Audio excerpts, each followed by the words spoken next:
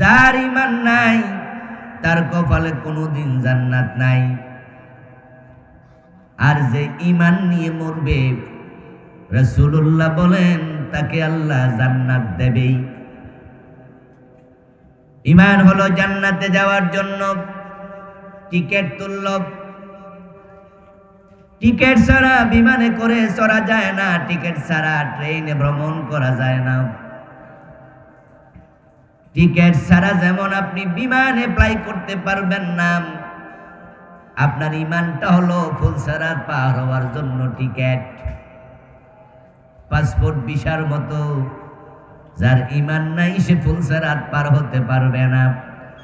আর যে ফুলসিরাত পার হতে পারবে না তার কপালে জান্নাত নাই, কারণ হাসরের ময়দানে জান্নাত হাজির করা হবে না। হাসরের ময়দানে জাহান্নামকে হাজির করা হবে, কিন্তু জান্নাতকে নয়।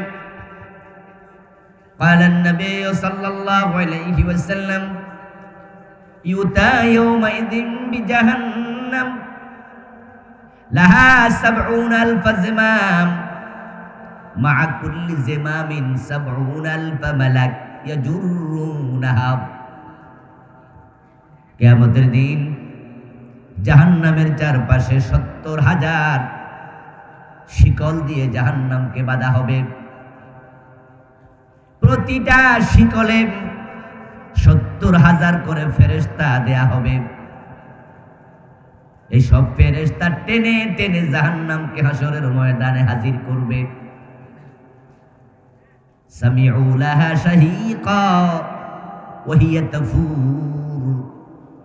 জাহান্নামের ভিতরে মানুষ তর্জন গর্জন শুনতে পাবে, জোরে জোরে চিৎকার, জাহান্নামের আগুনের বিকট শব্দ মানুষ কানে শুনবে। জাহান্নাম হাসরের ময়দানে হাজির।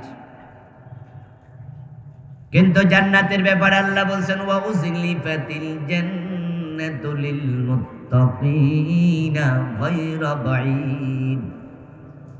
জান্নাতকেও কাছাকাছি করা হবে মুত্তাকিদের জন্য, তবে গায়রা বাঈদ, অনতি দূরে, খুব দূরে নয়।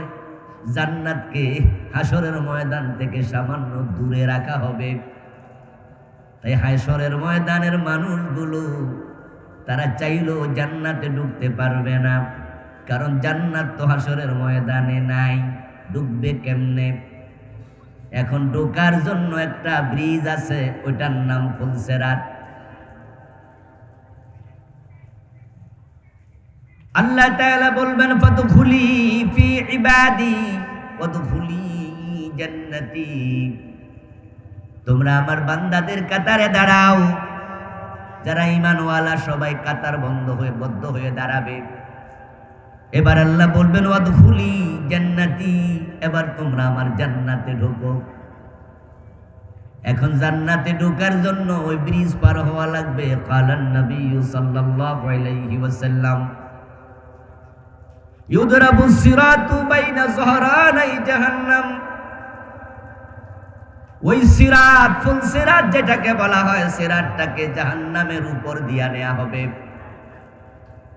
হাসরের ময়দানে জাহান্নাম হাজির, জাহান্নামের উপর দিয়া ফুলসিরাতকে বানানো হবে। ওয়া মিনকুম ইল্লা ওয়ারিদুহা ওয়া কানা আলা রাব্বিকা হাতমান মাকদিয়া। আল্লাহর চূড়ান্ত সিদ্ধান্ত হলো যত লোক জান্নাতে যাবে সবাই জাহান্নামের পিঠের উপরে দেয়া ওই ফুলসিরাত পার হয়ে যেতে হবে। ফুলসিরাত পার না হইয়া কোন নবীও জান্নাতে যেতে পারবে না।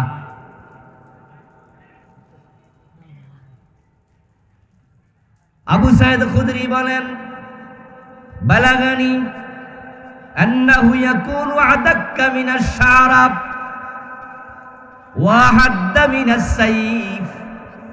আমার কাছে খবর এসেছে, আবু সাঈদ খুদরি রাদিয়াল্লাহু তাআলা আনহু বলতেছেন, আমার কাছে খবর এসেছে, আমি রাসূল থেকে শুনেছি, ওই ফুলসিরাত হবে চুলের চেয়ে চিকন, ওই ফুলসিরাত হবে তলোয়ারের চেয়ে ধারালো। আর হাদিসে পাওয়া যায় জাহান্নামের আগুন হবে অন্ধকার নিকষ কালো। ওই কালো আগুনের উপরে চুলের সে চিকন ফুলসেরাত দিয়ে আল্লাহ বলবে এটা পার হও। এখন আপনি এবার ওই ব্রিজের চিকন ফুলসেরার আগে খুঁজে পাইতে হবে, তারপরে পার হওয়ার প্রশ্ন। এখন অন্ধকার আগুনের উপরে চুলের সে চিকন ওই ব্রিজ খুঁজে পাওয়ার জন্য ইমানের আলো লাগবে। যার ইমান নাই ওই ব্রিজ খুঁজেই পাবে না।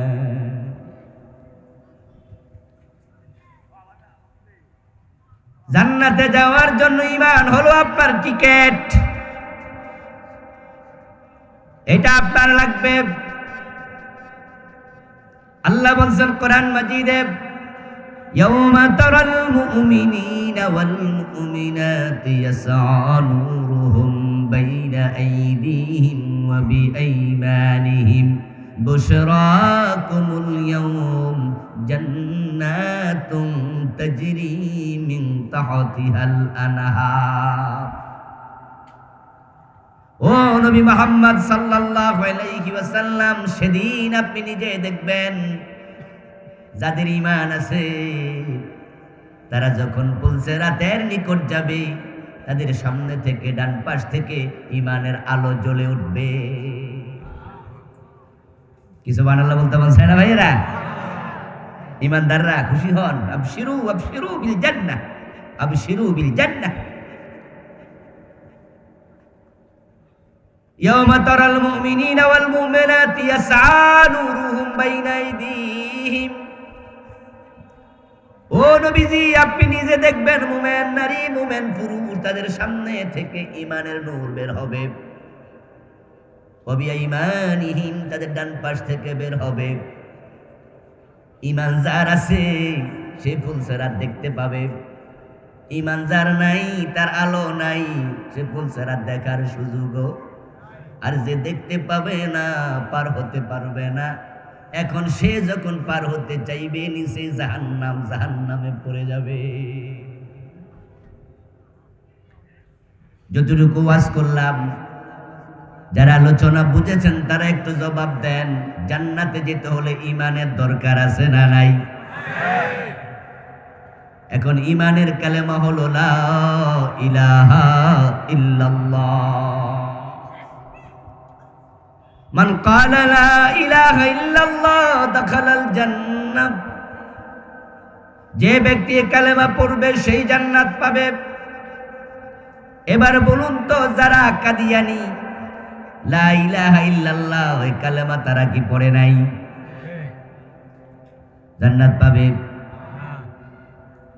যারা পীরের পায়ে সিজদা দেয়, আবার 5 ওয়াক্ত নামাজও পড়ে, এমন কিছু লোক বাংলাদেশে আছে না নাই? লা ইলাহা ইল্লাল্লাহ কালেমা পীর সাহেবের পায়ে সিজদা দ্বারা দেয়, তারা পড়ে না, জান্নাত পাবে? পীরের পায়ে সিজদা দিলে ঈমান থাকে না, যায়? মুমিন না মুশরিক? অথচ কালেমা তো এটাই পড়ল। আব্দুল্লাহ ইবনে উবাইর নাম শুনেছেন? রাসূলের হাতে কালেমা সে পড়ে নাই।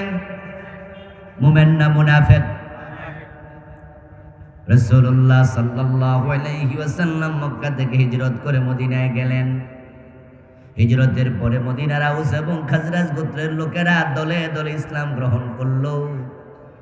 আব্দুল্লাহ ইবনে উবাই ও তাদের সাথে তাল মিলাইয়া রাসূলুল্লাহর হাতে হাত রেখে আশহাদু আল্লা ইলাহা ইল্লাল্লাহ ওয়া আশহাদু আন্না মুহাম্মাদান আবদুহু ওয়া রাসূলুহু এই কালেমা আব্দুল্লাহ ইবনে উবাই পড়ে নিল।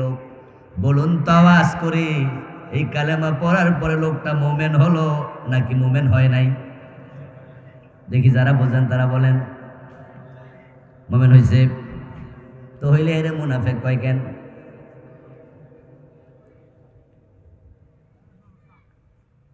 গিরিশচন্দ্র সেন যখন কোরআনের অনুবাদ করে, লা ইলাহা ইল্লাল্লাহ এই কালেমা কোরআনের ভিতরে আসেনি? এটার অনুবাদ করে নাই, পড়ে নাই, লিখে নাই, বলে নাই, ইমানদার হয়ে গেছে?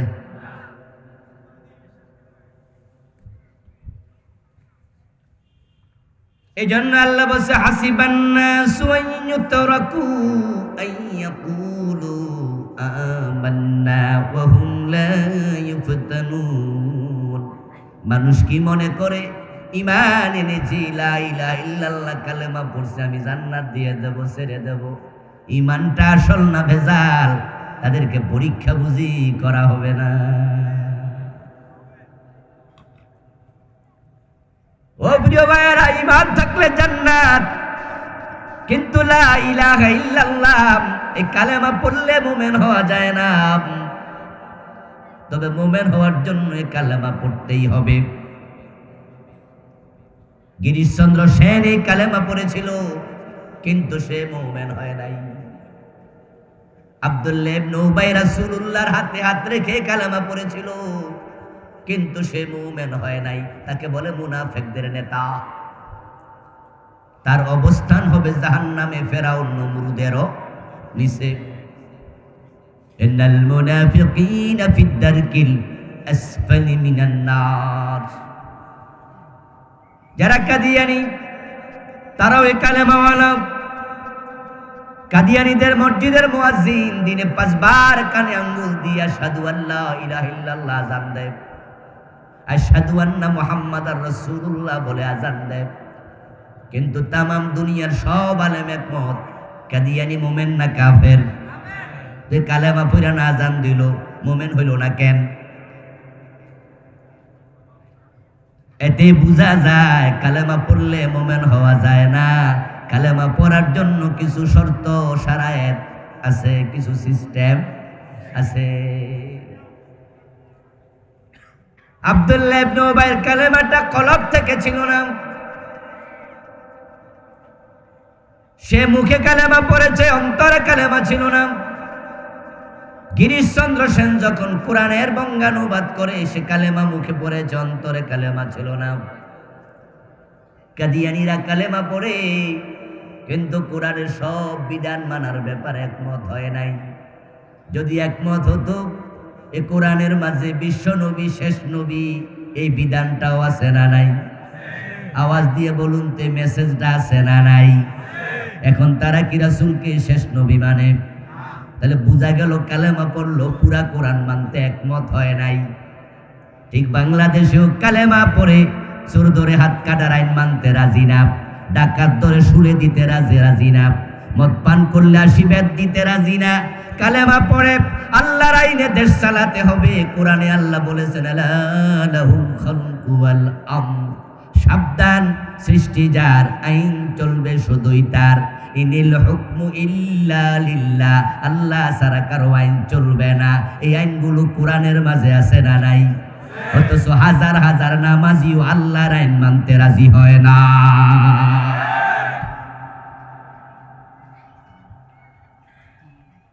আল্লাহর আইনের কথা শুনলে চেহারা কালো হয়ে যায়। আল্লাহর আইনের কথা বললে রাজনীতির গন্ধ খুঁজে। এমন জালেম কিছু মুসলমান আছে না নাই? নামাজ পড়তে বলেছেন কে? রোজা রাখতে বলেছেন কে? আল্লাহ ছাড়া কারো আইন চলবে না, এই কথাটাও বলছে কে?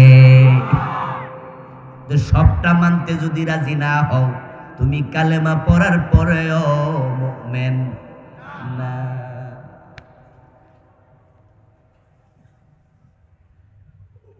يقولون نؤمن ببعض ونكفر ببعض يريدون أن يتخذوا بين ذلك سبيلا أولئك هم الكافرون حقا।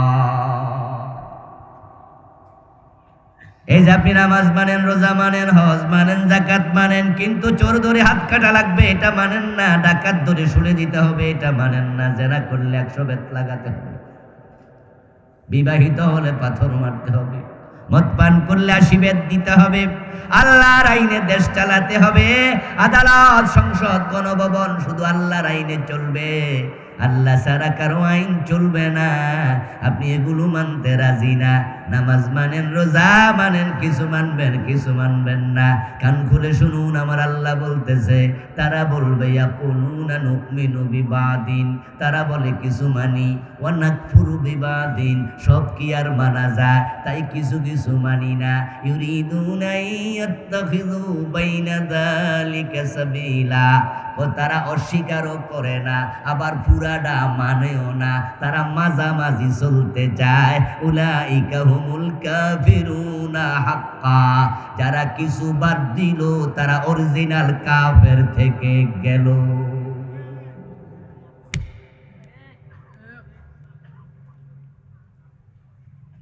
কোরআন এমন এক কিতাবের নাম, এটার বিসমিল্লাহর বা থেকে মিনাল জিন্নাতি ওয়ান নাসের সিন পর্যন্ত যা আছে সব মানতে তুমি বাধ্য। ইন্নামাল মুমিন কাল জামালিল আনিফ হাইসুমা কিদান কাদ। প্রিয় নবীজি সাল্লাল্লাহু আলাইহি ওয়াসাল্লাম বলতেছেন, তুমি যদি আসলে কালেমাওয়ালা হও, তাহলে তুমি নিজেকে মনে করবা তুমি হলা সেই ওটের মতো, যেই ওটের নাকের ভিতরে মালিক রশি ঢুকাইয়া দিছে।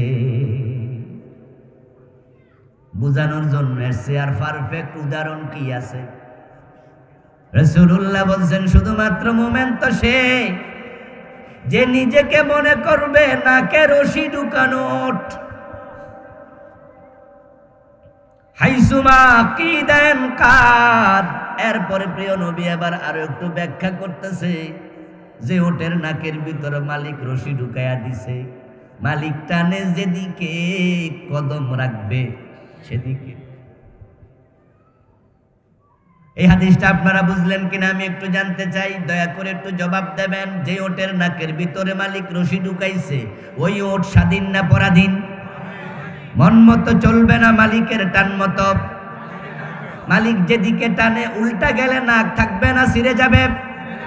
তুমি কালেমা পড়ে যদি মুমিন হও, তুমি সেই ওটের মতো হয়ে যাও, উল্টা পাল্টা চলবা, তোমার ঈমানটা ছিঁড়ে যাবে।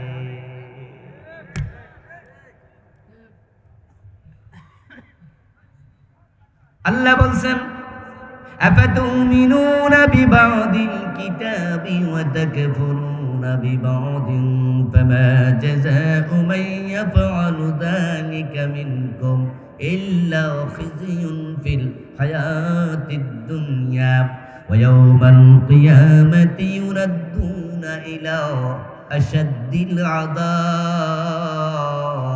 ও দুনিয়ার মানুষ, তোমরা কি কোরআনের কিছু মানবা, কিছু বাদ দিবা? যদি কিছু মানো কিছু না মানো, আমি দুনিয়ায় তোমাদের লাঞ্ছিত করব, কাফের দিয়ে মাইর খাওয়াবো, বেজ্জতি করে ছাড়ব। ওয়া ইয়াউমাল কিয়ামাতি ইউরাদ্দুন ইলা শাদ্দিল আযাব, আর কিয়ামতের দিন ধাক্কাইয়া জাহান্নামে ফেলে দেব। আজকের পৃথিবীতে 200 কোটির মতো মুসলমান আছে, কিন্তু পৃথিবীর 65টা মুসলিম রাষ্ট্র আল্লাহর কোরআন পূর্ণাঙ্গ কোন দেশ মানে না, কিছু মানে কিছু মানে না। আপনাদের বাংলাদেশের খবর কি? আমাকে একটু আওয়াজ দিয়ে বলুন তো, আমাদের দেশে মসজিদ আছে না নাই? মসজিদে নামাজ কি সরকারের আইনে চলে না আল্লাহর আইনে? এদেশে রমাদানে রোজা আছে না নাই? রোজা যখন রাখি আমরা রাষ্ট্রের আইনে নাকি আল্লাহর আইনে? কিন্তু আদালতে বিচার আছে না নাই? বিচার যখন হয় আল্লাহর আইনে না ব্রিটিশ আইনে? তাহলে ওখানে আল্লাহ গেল কই?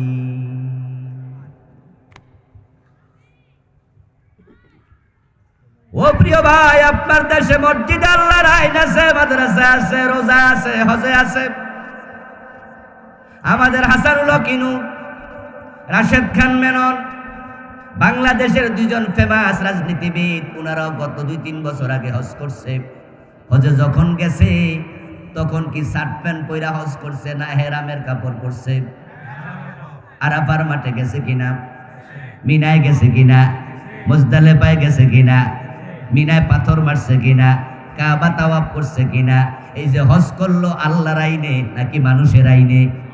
কিন্তু বাংলাদেশের সংসদে যখন এমপি হইয়া যায় তখন তারাই আল্লাহর আইনের বিরোধিতা করে। তাহলে হজে আল্লাহর মানে, সংসদে আর মানে না। এ 52 বছরের বাংলাদেশে আল্লাহর আইনে দেশটা একদিনও চলে নাই, অথচ আমরা নামাজ রোজা আল্লাহরে মানি। এমন মানা মানে আলহামদুলিল্লাহ। ইমাম সাহেব জোহরের নামাজ পড়লো, 2 রাকাত পড়ার পর উনাকে বসতে হবে আত্তাহিয়াত পড়ার জন্য। ইমাম ভুলে দাঁড়াইতে শুরু করছে।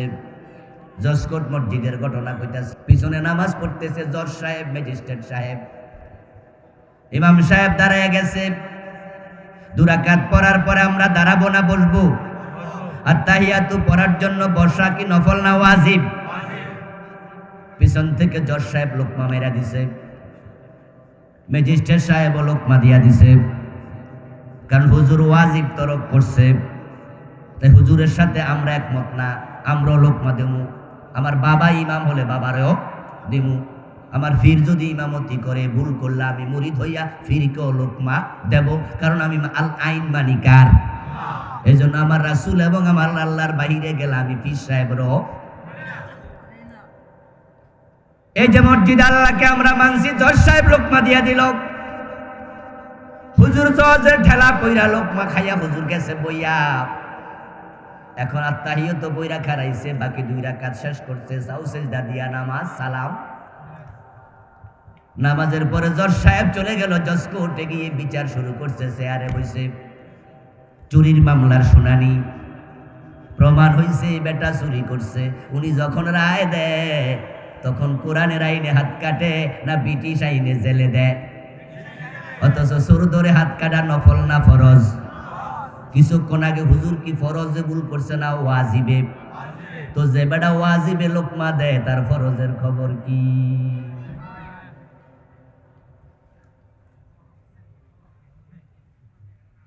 উনি মসজিদে যায় আল্লাহর এমন মানা মানে, হুজুর ভুল করছে হুজুর রে ছাড়ে না, ওয়াজিব ছেড়ে দিছ কেন? আর 30 বছর জজ ছিলা, 40 বছর ম্যাজিস্ট্রেট ছিলা, আল্লাহর আইনে একটা মামলার রায় দেও নাই, আল্লাহর কাছে জবাব দেয়া বুঝি লাগবে না? আর তামাম দুনিয়া এভাবে চলছে, 65 মুসলিম রাষ্ট্র। এজন্য তো তামাম দুনিয়াতে মুসলমান যেখানে মারি খায় সেখানে তাকে দেখো Bosnia, Chechnya, Somalia, Kashmir, Algeria, ফিলিস্তিন, গুজরাট, মায়ানমার। হ্যাঁ, নতুন করে ফিলিস্তিনে আজকে 3 মাসে কত হাজার মুসলমান মারছে তার কোনো হিসাব নেই। দুনিয়ার কারো কাছে হিসাব নাই,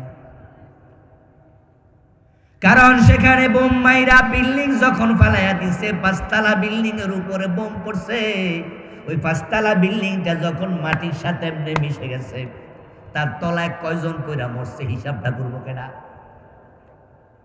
আপনারাই বলুন তো, বিল্ডিং সরাইয়া মানুষ বাইর করার লোক আছে নাকি? এগুলো তো এমনি পড়ে আছে।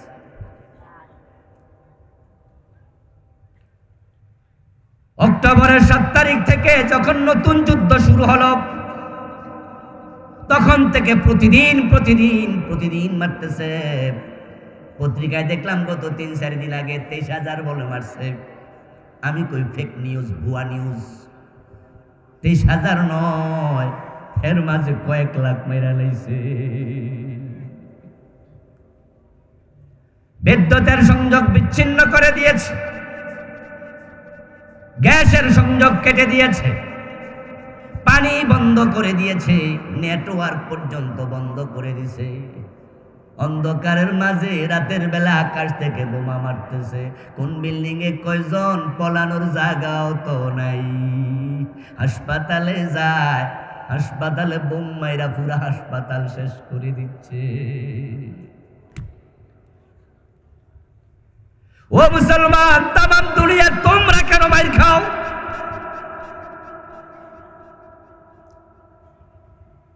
উখিয়া সীমান্তে মায়ানমার থেকে 12 থেকে 13 লাখ মুসলমান জান লইয়া কোন রকম পলাইয়া বাংলাদেশে আইছে। 3-4 বছর 5 বছর হয়ে গেছে। ওদের নাম আপনারা হয়তো ভুলেও গেছেন। প্রথমে কয়দিন মনে আছিল, ওই মায়ানমার রোহিঙ্গা আইছে, এখন আর মনে নাই। জাতিসংঘ খাবার দেয়, লাইনে দাঁড়ায়া ভিক্ষা করে খায়, অথচ তাদের সেখানে বাড়ি ছিল, ঘর ছিল, ব্যবসা বাণিজ্য কিচ্ছু না। এখন ভিক্ষুক। তোমরা কেন ভিক্ষুক? এটা হলো এই আয়াতের ওয়াদার বাস্তবায়ন। যে আয়াত আল্লাহ বলছে কিছু মানবা কিছু মানবা না, ইল্লা খিজিয়ুন ফিল হায়াতিদ দুনিয়া, দুনিয়াটা আমি লাঞ্ছিত করব, আর কিয়ামতের দিন ধাক্কায়া জাহান্নামে ফেলে দেব। এতে প্রমাণ হলো কিছু মানবেন কিছু বাদ দেবেন এই অধিকার আপনার নাই। তাই তো আমি বলি কিছু মানবা কিছু মানবা না, সুবিধাবাদ জিন্দাবাদে মুমিন হওয়া যায় না। মুমিন হতে হলে সব মানো, সব মানতে হবে। এখন কারা সব মানবে এই চিন্তা নিয়ে কালেমা পড়ছে, আর কারা কিছু মানবো কিছু মানবো না, সুবিধা হইলে আসি, অসুবিধা হইলে আর নাই। ইসলাম মানবো ততক্ষণ, সুবিধা আছে যতক্ষণ, বিপদ আছে যেখানে, ইসলাম মানবো না সেখানে। এমন সুবিধাওয়ালা কালেমা পড়ুন না লোক আছে না নাই? এজন্য আল্লাহ বলছে আমি পরীক্ষা করে দেখব কার ঈমান খাঁটি কার ঈমান ভেজাল। ও প্রিয় ভাই, কালেমা বললেই জান্নাত পাওয়া যায়। এই কালেমা বড় দামি জিনিস, এত দামি আর পৃথিবীতে কিছু নাই।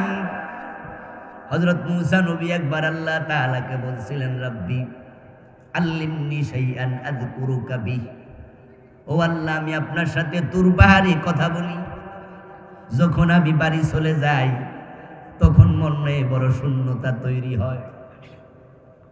তাই আমি আল্লাহর আপনার কাছে চাই এমন একটা কালেমা আপনি আমার একটু শিখায়া দেন, যেটা পড়লে পরে আমার কাছে মনে হবে আমি আপনার সাথে কথাই বলছি। আল্লিমনি শাইআন আযকুরুকা বিহ। এই আবেদন শুনে আল্লাহ তাআলা বলে, মূসা, যখন মনের মাঝে শূন্যতা তৈরি হবে, কুল লা ইলাহা ইল্লাল্লাহ, তখন তুমি এই কালেমার জিকির করিও। তুমি তখন জব্বা লা ইলাহা ইল্লাল্লাহ, আমার সাথে পড়ুন, লা ইলাহা ইল্লাল্লাহ, লা ইলাহা ইল্লাল্লাহ, লা ইলাহা ইল্লাল্লাহু মুহাম্মাদুর রাসূলুল্লাহ। এই কালেমাটা পড়ে আমরা মুমিন হয়েছি। বড় দামি কালেমা। ও মূসা, তুমি পড়বা লা ইলাহা ইল্লাল্লাহ। মূসা নবী এবার আল্লাহরে কয়, উরিদু শাইআন তাখুসুনি বিহ। আল্লাহ, এই কালেমার দাওয়াত আমি পাবলিকের তো বছরের পর বছর দিতেছি, তা আপনি আবার আজকে হিদাই কইলেন বুঝি? আমি তো এটা চাই নাই আল্লাহ, আমি বিশেষ একটা কালেমা চাইছি, যেটা আমি মূসা জানবো আর কেউ জানবে না, এবং এমন কালেমা চাই যেটা হবে সবচেয়ে দামি স্পেশাল কালেমা। এই কথা শুনে আল্লাহ তাআলা বলছে, ইয়া মূসা লাও আন্নাস সামাওয়াতিস সাবআ ওয়াল আরদিনাস সাবআ ফি কিফাতিন ওয়া লা ইলাহা ইল্লাল্লাহু ফি কিফাতিন লামালাত বিহিন্না লা ইলাহা ইল্লাল্লাহ। মূসা রে, তুমি আমার কাছে এই লা ইলাহা ইল্লাল্লাহর চেয়ে দামি কালেমা চাইলা, অথচ শোনো, 7 আকাশ 7 জমিন যদি এক পাল্লায় দেয়া হয়, আর লা ইলাহা ইল্লাল্লাহ এটা এক পাল্লায় দেয়া হয়, এটার ওজন 7 আকাশ 7 জমিনের চেয়ে বেশি হবে। এই হাদিস থেকে যারা বুঝেছেন, শিক্ষা নিতে পারবেন, জ্ঞান নিতে পারবেন, তারা একটু জবাব দেন, লা ইলাহা ইল্লাল্লাহ কম দামি কালেমা না বেশি দামি? এর চেয়ে বেশি দামি কোনো কালেমা দুনিয়ায় আছে নাকি? এবার যে জিনিস যত দামি হয় সেই জিনিস তত নকল হয়। দুনিয়ায় মানুষ যত পদার্থ ব্যবহার করে, মার্কেটে যা বেচা কেনা অ্যাভেলেবল হয়, সবচেয়ে দামি পদার্থের নাম হলো স্বর্ণ। যদিও নরমালি হীরার দাম বেশি, কিন্তু হীরা কেনা যায় কিন্তু বেচা যায় না। এই জন্য হীরা ঘরে থাকলে হীরার উপরে যাকাত ফরজ হয় না। যারা জানেন না আজকে মশালাটা যাই না নেন। হীরার একটা আংটির দাম 2 লাখ 3 লাখ 5 লাখ টাকা।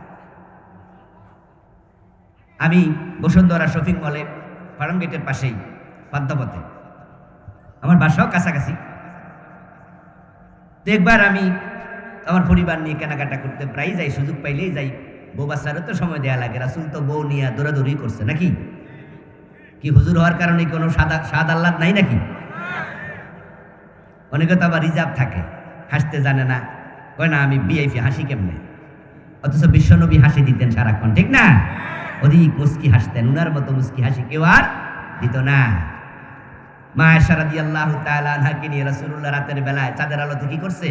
দৌড় প্রতিযোগিতাও করছে। ইসলাম নিরস কোনো ধর্ম নয়, রসকসহীন না। ইসলামে বিনোদনের ব্যবস্থা, তবে সেটা শরীয়তের সীমার ভিতরে হওয়া। তো শপিং মলে ঘুরতে গিয়ে হীরার দোকানে একটু ঢুকলাম, জাস্ট এমনিতে দেখার জন্য। দেখি একটা নাক ফুল, এমনি বললাম যে ভাই কত? বল হুজুর গায়ে লেখা আছে। এইটুকু নাক ফুল দেখি 1 লাখ টাকা। আমি বললাম এই ভাই এটা তো স্বর্ণেরটা 700 টাকা। কই জি হুজুর, ওইটুকু স্বর্ণ হলে 700 800 1000 টাকা পাবেন, তো এটা 1 লাখ। বলে হুজুর 3 লাখেরও আছে। আমি কার কিনা লাগবো না জায়গা। আমার বন্ধু, হীরা কিনতে গেলে অনেক দামি, বেচতে যাবেন বেচতে পারবেন না, ওরা কিনবে না। যেহেতুটা মার্কেটে অ্যাভেলেবেল বেচা কেনা হয় না, তাই এটার উপরে যাকাত ফরজ হবে না। এটা ঘরে আসার পরে ব্যবহার উপযোগী হবে।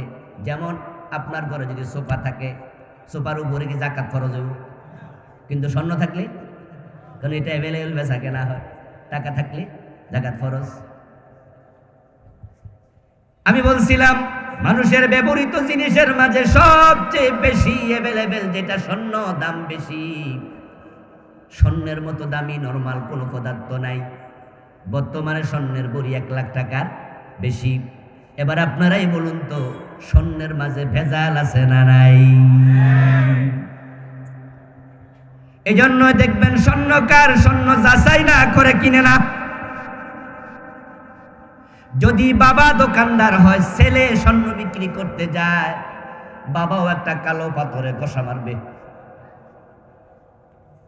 যদি ছেলে দোকানদার হয়, বাবা বিক্রি করতে যায়, মুরিদ দোকানদার হয়, ফির বিক্রি করতে যায়, ফির দোকানদার হয়, মুরিদ বিক্রি করতে যায়। কালো পাথরে কষ্টি পাথরে ঘষা না দিয়া কেউ স্বর্ণ কিনে না।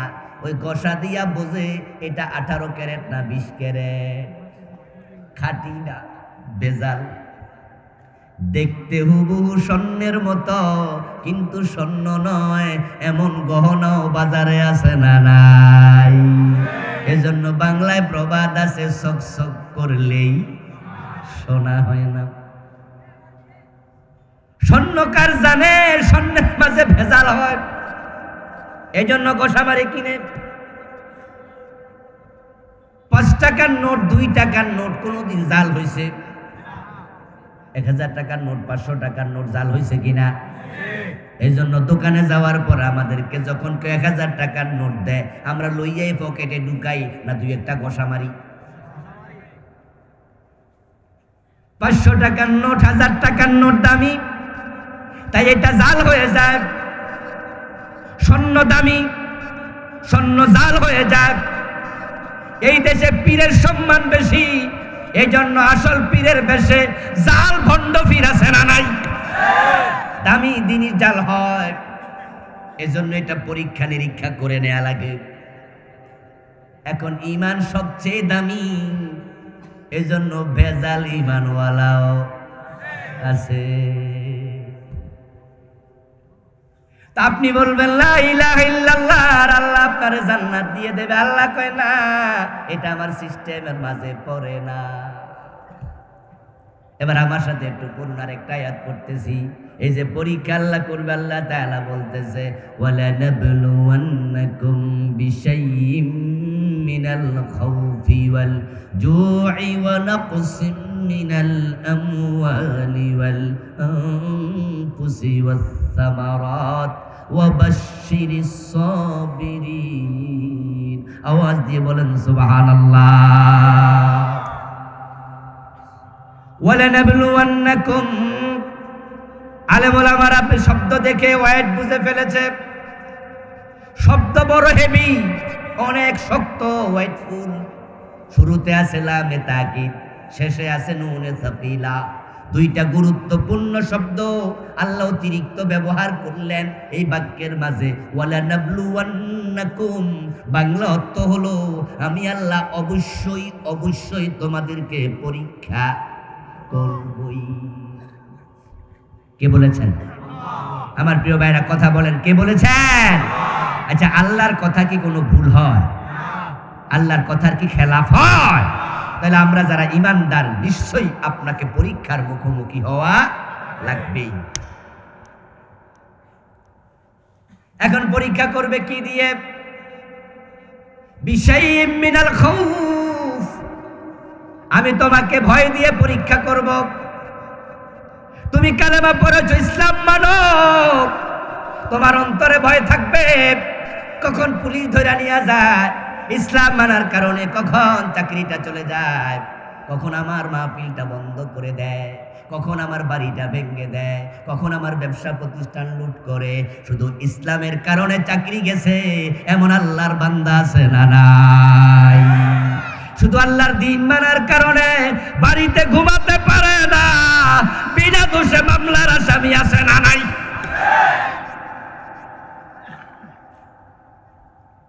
ও ভাই, এই যে আমরা ঘর থেকে বের হইয়া মাহফিলে আসি, আবার মাহফিল করে বাড়ি যাই, সব সময় একটা টেনশন মাথায় কাজ করে, কোন দিন ধরে লাই কত যায় না। এই যে আমির হামজা বাইরে ধরে নিয়ে প্রায় 3টা বছর জেল খাটাইলো। বেটা কি চুরি করছিল?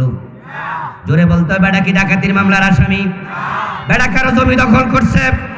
বেটা কি গাঁজা হেরোইন বিক্রি করছে? তো রাষ্ট্রের কোন অপরাধের সাথে সে জড়িত? অপরাধের যে তালিকা পুলিশের কাছে আছে, রাষ্ট্রের কাছে আছে, চুরি, ডাকাতি, রাহাজানি, চাঁদাবাজি, ছিনতাই, খুন, ধর্ষণ, অপহরণ, জুলুম, অত্যাচার, ঘুষ, কোনটা খাইছে? একটা আছে। তো 3 বছর জেল খাটলো কেন? বিশ্ববিখ্যাত মুফাসসির 13টা বছর জেল খাইটা জেলখানায় মরা লাগলো। আরো কত আলেম ওলামা নিয়মিত জেল খাটতেছে। আল্লাহ নিজে বলেন ওয়ালানাবলুওয়ান্নাকুম বিশাইইম মিনাল খাউফ। আমার রাসূল সাল্লাল্লাহু আলাইহি ওয়াসাল্লাম 3 বছর শিয়াবে আবি তালেব নামক জেলখানায় ছিল। নবুয়তের 7ম সনে প্রিয় নবী অ্যারেস্ট হয়, 10ম সন পর্যন্ত 3 বছর জেল খাটে। বাংলাদেশের জেলে তো 2 বেলা খাবার দেয়, গোসল করার পানি দেয়, ফ্যান চালানোর জন্য বিদ্যুতের লাইন আছে, আলোর জন্য লাইট আছে, ব্যবহারের জন্য পানি আছে, টয়লেট আছে, সব আছে। শিয়াবে আবি তালেবে তারা খাবার পানির সাপ্লাই বন্ধ করে দিছে। রাসূল সাল্লাল্লাহু আলাইহি ওয়াসাল্লামের পরিবারের সদস্য মায়েদের বুকের দুধ শুকায়া গেছে, ছোট ছোট বাচ্চাগুলার চিৎকারে আকাশ বাড়ি হয়ে গেছে। খাবারের অভাবে, পানির অভাবে তারা গাছের ছাল বাকল লতা পাতা পর্যন্ত খাইছে। ওই 3 বছরে প্রিয় নবীর পরিবারের সদস্যদের পায়খানা ছাগলের পায়খানার মতো শক্ত হয়ে গেছে, ইতিহাসের কিতাবে পাওয়া যায়। এবার আপনারা বলুন তো, এই যে আমার রাসূলুল্লাহ 3 বছর জেল খাটলেন, উনি কি সাদাবাজি করছে? কারো বাড়ি দখল করছে? উনার অপরাধটা কি? উনার অপরাধটা কি? ও প্রিয় ভাই, হযরত ইউসুফ আলাইহিস সালাম, উনাকে লম্বা সময় জেল খাটা লেগেছে। যেই জুলাইখা হযরত ইউসুফ নবীরে জেল খাটাইছে তার স্বামীর ক্ষমতা খাটাইয়াও, কারণ স্বামী ছিল মিশরের প্রেসিডেন্ট। আপনারা যারা জানেন তারা একটু জবাব দেন, হযরত ইউসুফ নবী কি চরিত্রহীন ছিল? উনার চরিত্রে কোনো দোষ ছিল? কিন্তু জুলাইখা ওনার উপরে দোষটাও চাপাইয়া দিছে। উনি নাকি জুলাইখার আক্রমণ করতে গেছে, অথচ জুলাইখা নিজেই জানে ইউসুফকে উনি নিজে ডাইকা ভিতরে নিছে। ইউসুফ চরিত্র বাঁচানোর জন্য দৌড় মারছে, কিন্তু স্বামীর হাতে ক্ষমতা তাই জেল খাটাইছে। ঠিক বাংলাদেশের জুলাইখারাও আলেমদেরকে আজকে জেল খাটাচ্ছে, তারাও জানে আলেমদের চরিত্রে কোনো দোষ নাই।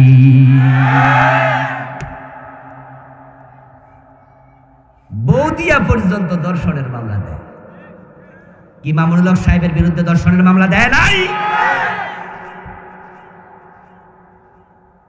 ওই মহিলাটা ওনার বিবাহ করা স্ত্রী, ওই বিবাহের রেজিস্ট্রি হয় না, অসুবিধা নাই, কিন্তু সাক্ষী তো আছে। আর আল্লাহর কোরআন রাসূলের সুন্নাহর মাঝে বিবাহের জন্য রেজিস্ট্রির কোনো সত্য তো নাই। সত্য হলো দুইজন সাক্ষী লাগবে, ইজাব এবং কবুল রোকন। দুইজন সাক্ষী আছে, বিবাহ হয়ে যায়। আজ থেকে 200 বছর আগে যারা বিয়ে করছে এর আর কি কাবিন টাবিন ছিল নাকি? এরকম সিস্টেম ছিল নাকি? উনি বলেছে এই মেয়েটা আমার বউ, আর সাংবাদিক বলতেছে, পুলিশ বলতেছে কাবিন দাও। আচ্ছা, আমরা যে বউ লইয়া বিভিন্ন জায়গায় যাই, সাথে কাবিন লইয়া ঘুরি বুঝি? ছাগল কত নাম্বার, কয় নাম্বার ছাগল? ও প্রিয় ভাইরা, যারা এই আলেমের বিরুদ্ধে দর্শনের মামলা দিয়েছে তাদের বিবেক সাক্ষী, তারাও বলে আসলে আলেম ওলামারা দর্শনকারী হয় না, এই জাতীয় আলেমরা হয় না। যদি 2-4টা ঘটে সেটা হলো ব্যতিক্রম। ও প্রিয় ভাই, এরপরে বলছি আমি পরীক্ষা করব, ক্ষুধা দ্বারা 3 দিন খাইতে দেবে না, 4 দিন খাইতে দেবে না, তোমাকে নিয়ে রিমান্ডের পর রিমান্ডে দেবে, 10 দিন 12 দিন 15 দিন রিমান্ডে রাখে, খাইতে দেয় না।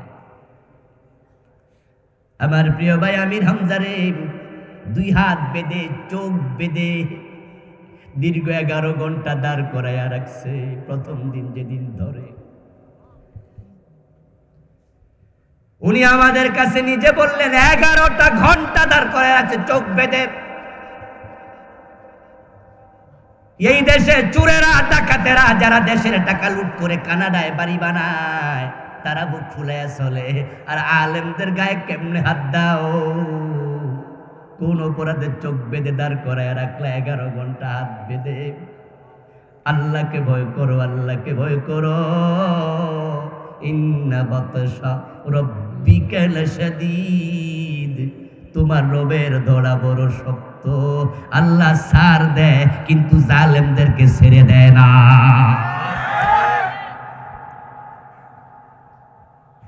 এই জাতীয় আলেমদের উপর জুলুম হবে, ইসলাম ওয়ালার উপর জুলুম হবে। আল্লাহকে আমি পরীক্ষা করব, দেখি 3 বছরের মতো জেল খাইটা আমির হামজা আমি আল্লাহর কোরআনের কথা আগের মতো বলে নাকি তাদের দলে যোগ দিয়া দেয়।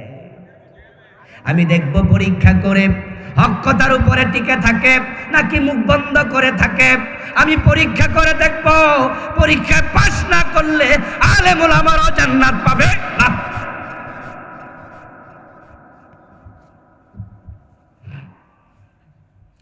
ونقص من الأموال والأنفس والثمرات। এরপর আল্লাহ বলে আমি জানের ক্ষতি দিয়া, মালের ক্ষতি দিয়া পরীক্ষা করব। হতে পারে ইসলামের রাস্তায় চলার কারণে তোমাকে ফাঁসির রশিতে ঝুলানো হবে। قال النبي صلى الله عليه وسلم أشد الناس بلاء الأنبياء ثم الأمثل فالأمثل। আমার রাসূল বলেছেন, সহিহ বুখারীর হাদিস, এই দুনিয়াতে দ্বীনের পথে, কালেমার পথে, ইসলামের পথে চলতে গিয়া যত পরীক্ষা এসেছে, সবচেয়ে বড় পরীক্ষার মুখোমুখি হয়েছে আল্লাহর নবীগণ। আমি আপনাদের কাছে জানতে চাই, দয়া করে একটু জবাব দিয়েন যারা জানেন, করাত দিয়া 2 টুকরা করছে এমন নবীও আছে না নাই?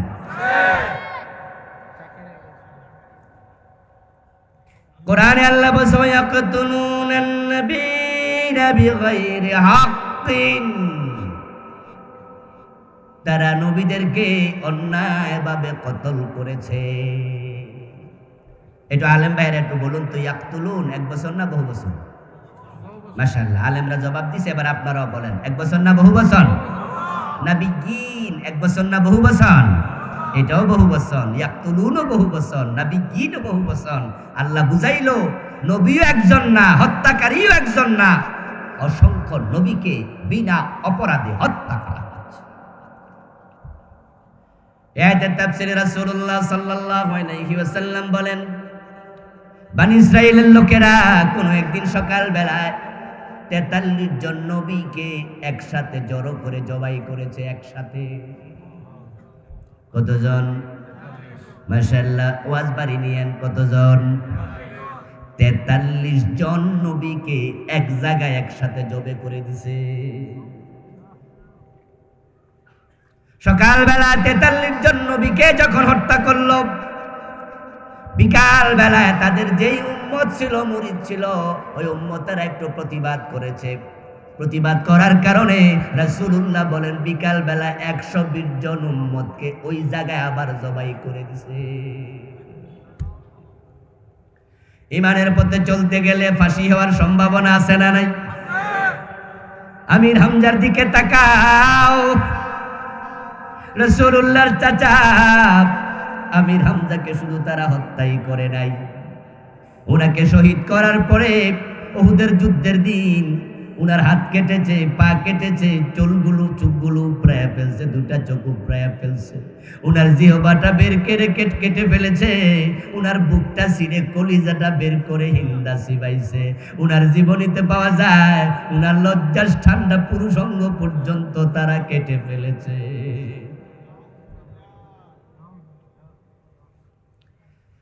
রাসূলুল্লাহ সাল্লাল্লাহু আলাইহি ওয়াসাল্লামের আপন ফুফি হযরত সাফিয়া বিনতে আব্দুল মুত্তালিব রাদিয়াল্লাহু তাআলা আনহা যখন শুনলেন ওনার ভাই আমির হামজা শহীদ হয়ে গেছে, মদিনা থেকে উহুদের মাঠ মাত্র 3 কিলোর মতো দূরত্ব, উনি দৌড়াতে দৌড়াতে চলে গেলেন। যুদ্ধের মাঠে যাইয়া প্রিয় নবীকে বলতেছে, ও ভাতিজা মুহাম্মদ, আমার ভাই হামজা নাকি শহীদ হয়ে গেছে। আল্লাহর হাবিব বললেন, ফুফি তুমি ঠিক শুনেছো, কথা হলো আমার ভাইয়ের লাশটা আমার এক নজর দেখতে দাও। তখন রাসূলুল্লাহ বললেন, ফুফি তোমার ভাইয়ের লাশ দেখে তুমি সহ্য করতে পারবা না। তখন সাফিয়া বিনতে আব্দুল মুত্তালিব জিজ্ঞাসা করলেন, কেন? রাসূলুল্লাহ জবাব দেন, তোমার ভাইয়ের হাত নাই, পা নাই, চোখ নাই, কলিজাটাও নাই। ওয়া নাকসিম মিনাল আমওয়ালি ওয়াল আনফুস ওয়াস সামারাত, জানমালের ভয় দিয়া, ক্ষতি দিয়া, লোকসানি দিয়া আমি পরীক্ষা করব। বিশ্ববিখ্যাত আরবি প্রবাদ, ইনদাল ইমতিহানি ইকরামুর রাজুলু ওয়া ইউহান, পরীক্ষা যখন আসে তখন যারা পাশ করে তারা হয় সম্মানিত, যারা ফেল করে তারা হয় অপমানিত। এবার আপনাদের কাছে জানতে চাই, কালেমা পড়ে যদি আগের লোকেরা পরীক্ষার মুখোমুখি হয়, আমাদেরও পরীক্ষার সম্ভাবনা আছে না নাই? এখন পরীক্ষায় পাশ করা দরকার আছে কিনা? পরীক্ষা আসবে, কোনো সন্দেহ নাই। আল্লাহর কথার হেরফের হয় না। আপনারা কেউ মনে মনে বলবেন, হুজুর বলেন কি, কই আমাদের কোনো পরীক্ষা তো নাই, খুবই আরামেই তো আছি। হ্যাঁ দোস্ত, কথা কিন্তু ঠিক। আমাদের দেশে এমন হুজুর আছে, এমন বক্তা আছে, এমন পীর আছে, এমন খতিব আছে, যাদের জীবনে কোনো পরীক্ষাই নাই, বরং পীর সাহেব যেই সরকারি ক্ষমতা আসে ওই সরকারের লোকেরাই হুজুরের কাছে দোয়া চাইতে দৌড় মারে, ঠিক না? বিএনপির যুগেও হুজুরের কাছে দোয়া চায়, আওয়ামী লীগও দোয়া চায়, জাতীয় পার্টিও দোয়া চায়, সবাই হুজুর হুজুর হুজুর। আর হুজুর পেটে তো মোটা হয়েছে, খাইতে খাইতে ঘাড়ে তো মোটা হয়েছে। হুজুরের ফুলের মালার অভাব নাই, হুজুরের টাকা পয়সার অভাব নাই, কেউ মামলা দেয় না, কেউ হামলা করে না, কেউ জেলে নেয় না, খুব আরামে আছে, কোনো পরীক্ষা নাই। এমন পীর, এমন হুজুর এই দেশে আছে না নাই? আবার কিছু হুজুরের দিকে তাকায় দেখেন ফাঁসিতে চলে। বিনা অপরাধ 10টা মামলার আসামি, ঠিক কিনা? বাড়িতে ঘুমাইতে পারে না। এখন ওই হুজুর কইলো যে আমাদের পরীক্ষা তো আসে না হুজুর, তো আল্লাহ যে কইছে পরীক্ষা করবই, তা আল্লাহর কথা কি আমাদের ক্ষেত্রে হইল না? আমি তখন বলবো দোস্ত, পরীক্ষা তো হবে মুমিনের। আল্লাহ তো বলছে ইমানদারের পরীক্ষা হবে। এখন যদি পরীক্ষা তোমার জীবনে না আসে, বুঝবা তোমার নাম ইমানদারের তালিকাতে ঢোকে নাই। আচ্ছা, যে স্কুলে ভর্তি হয় নাই, ছাত্রই হয় নাই, এর পরীক্ষা আছে? আমার প্রিয় ভাইয়েরা, হুজুর ওয়াজ করতেছে, পীর সাহেব হুজুর কোন এক ফিট ওয়াজের মাঝে রাসূলুল্লাহ সাল্লাল্লাহু আলাইহি ওয়াসাল্লাম উহুদের যুদ্ধে কিভাবে দান কিভাবে হেলমেট ভেঙে হুজুরের মাথায় ঢুকেছে। রাসূলুল্লাহ সাল্লাল্লাহু আলাইহি ওয়াসাল্লাম 3 ঘন্টা বেহুশ ছিলেন। হুজুর যখন এই কাহিনী শোনায় তায়েফের মাঠে কেমনে পাথর মেরেছে, আল্লাহর হাবিব সাল্লাল্লাহু আলাইহি ওয়াসাল্লামের গায়ের মাঝে একটা পশমের জায়গা বাকি ছিল না যেখানে রক্ত লাগে নাই। এই কাহিনীগুলো শুনে পাবলিক কান্দে, দাড়ি বেয়ে বেয়ে পানি পড়তেছে। পীর সাহেবও কান্দে, বক্তাও কান্দে, শ্রোতাও কান্দে, পীরও কান্দে, মুরিদও কান্দে। এর মাঝে হঠাৎ করে মাঝখান থেকে একজন বুড়া মানুষ দাঁড়ায় কয়, হুজুর আমার একটু কথা ছিল, দয়া করে অনুমতি দিতেন যদি। হুজুর চোখ মিল্লা কয়, মুরব্বী ওয়াজের মাঝখানে ডিস্টার্ব কেন করলেন, বলেন কি বলতে চান? ওই হুজুর এই ওয়াজটা আপনার দাদা পীর থেকেও শুনছি, উনিও কেঁদেছে, রাসূলের দাঁত ভেঙে ফেলেছে, আমরাও কাঁদছি, কিন্তু আপনার দাদার দাঁত কেউ ভাঙলো না, কারণটা কি?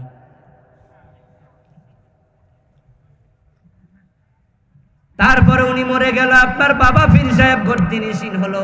একই ওয়াজ উনার থেকেও শুনেছি, উনিও কাঁদছে, আমরাও কাঁদছি, উনার দাঁতও কেউ ভাঙে নাই, উনিও দাঁত লইয়া মরে গেছে। এখন আপনি হলেন উনার গর্দিনিশীন পীর, একই ওয়াজ আমনে করতেছেন, তবে আপনি ফোলাপান মানুষ, মায়ের হয়তো ভবিষ্যতে আপনি খাইতেও পারেন, কিন্তু আমি তো বুড়া হইয়া গেছি, আমার রাসূলের দাঁত ভাঙে, এখন আমার দাঁত কেউ ভাঙে না। হুজুর এই মাইকটা আমরা কবে খামু, এটা একটু কন দেখি। হুজুর কয়, মুরব্বী বইয়েন, আমরা মারবো কেন, আমরা বুঝা শুনা ওয়াজ করি।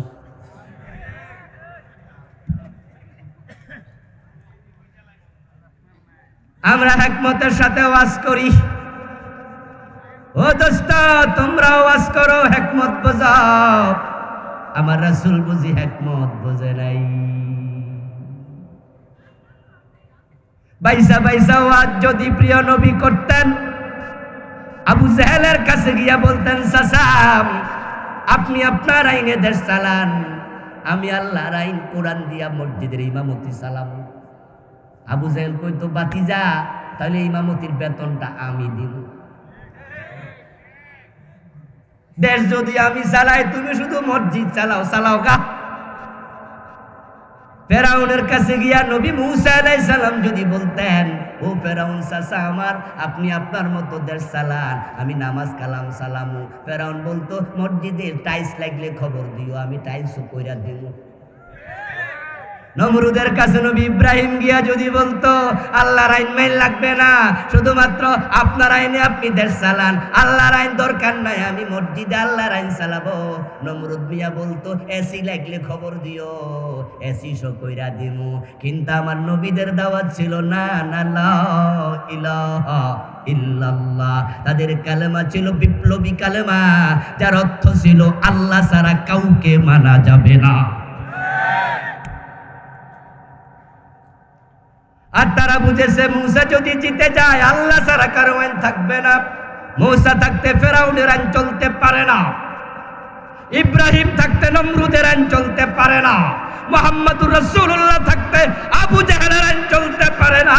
আপনার আমার চিন্তা তাই হবে, 92% মুসলমানের দেশে ব্রিটিশ আইন চলতে পারবে না। কিন্তু আমরা তো সুবিধাবাদী কালেমাওয়ালা, আমরা সব দলের লগে তাল মিলাবো, তাই হুজুরের হাদিয়ার অভাব হয় না। নির্বাচনের আগে ওই হুজুরের কাছে সব দলের প্রার্থী দোয়ার লাগা যায়, কারণ প্রার্থীরা জানে হুজুরের কোনো নির্ধারিত দল নাই, তাই হুজুর আলাদা করে কারো জন্য স্পেশাল দোয়া করব না। হুজুরের যদি নির্ধারিত দল থাকতো তাহলে হুজুর তো নিজের দলের জন্য ভোটও চাইতো, দোয়াও করত। যেহেতু হুজুরের কোনো দল নাই, তাই সব প্রার্থী মনে করে যাক পয়সা কিছু বাড়াই দিলে দোয়াটা আমার লাগাই বেশি। এক বান্ডিল দিয়া দিল, আর হুজুর দোয়া করে দিল, আল্লাহ অমুক তাল গাছ লাইছে, তার এমপি বানায় দাও। মুরিদরা কয় আমিন। আর তাল গাছের প্রার্থী মনে করে দোয়া কবুল হইলে তো ডাইরেক্ট আমিন কয়ে বাড়ি চলে গেল। বিকাল বেলা আইসে গাব গাছওয়ালা, উনি আইসা আরেক বান্ডিল দিল, হুজুর দোয়া করে দেন। হুজুর আবার কাল্লা গাব গাছওয়ালার এমপি বানায় দাও। লোকজন চলে গেল আমিন কইয়া।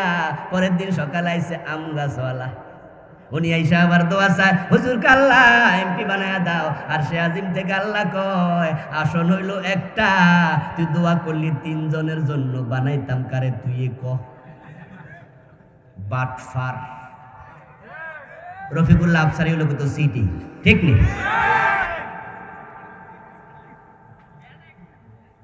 বালাম ইবনে বাউরা নবী মূসার বিরুদ্ধে দোয়া কইরা ঈমান হারাইছে। বনি ইসরাইলের বালাম ইবনে বাউরা ছিল মুজাবুদ দাওয়া, মুস্তাজাবুদ দাওয়া। তার ব্যাপারে অনেক হাদিস, উনার ব্যাপারে আল্লাহ তাআলা কোরআন মাজিদের আয়াত নাজিল করছে।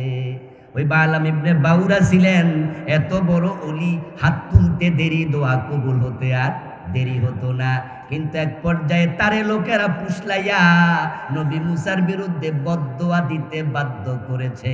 ওই বালাম ইবনে বাউরা নবী মুসা যে নবী এটা জানার পরেও পাবলিকের সাথে একাত্ম হইয়া বদদোয়া দিছে। সাথে সাথে তাফসীরে হাদিসের কিতাবে পাওয়া যায় তার জিহ্বাটা বের হইয়া নাবিতে ঝুলছে। জিহ্বাটা বের হয়ে গেছে, নাবি পর্যন্ত এসে গেছে। এ বালাম পরবর্তীতে ঈমান হারা হইয়া কাফের হইয়া মারা গেছে, শুধুমাত্র নবীর বিরুদ্ধে অবস্থান নেয়ার জন্য। তোমরা জালেমের জন্য দোয়া করো, ফাসিকের জন্য দোয়া করো, অমুকের নেতা বানায় দাও, অমুকের এমপি বানায় দাও, আর তারা নেতা হইয়া কোরআন জবাই করে, ইসলাম জবাই করো। তোমার মতো ভণ্ড পীর ঈমান নিয়ে মরবা কিনা সেটা সন্দেহ তৈরি হয়। তোমার কিসের পরীক্ষা আসবে? পরীক্ষা তো মুমিনদের আসবে।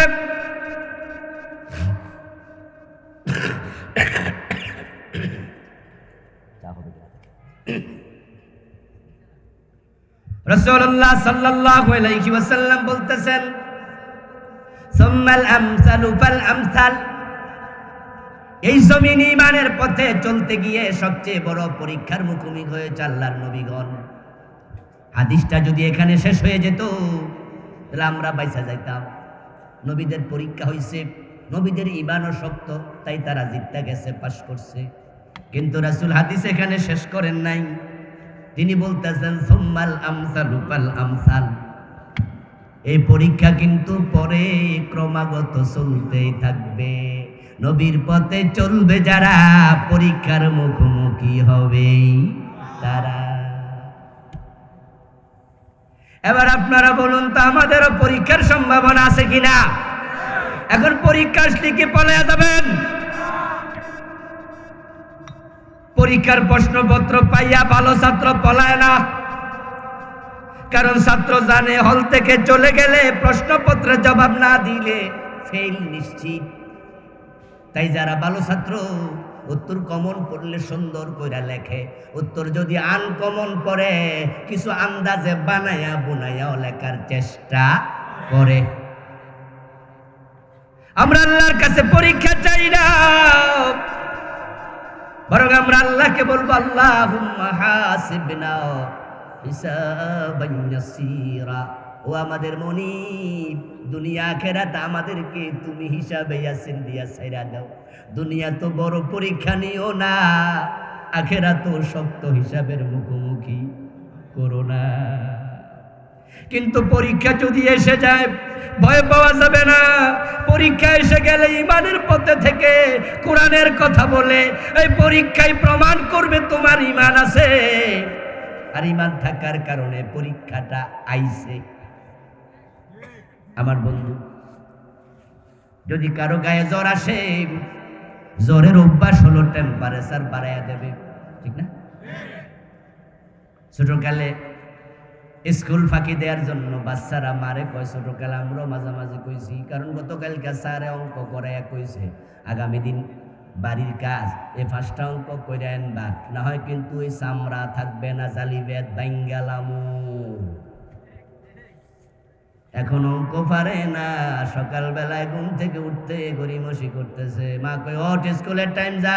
ছেলে কয় না, শরীর খারাপ মা, স্কুলে যাবো না। কি হয়েছে তোর? কয় আমার জ্বর।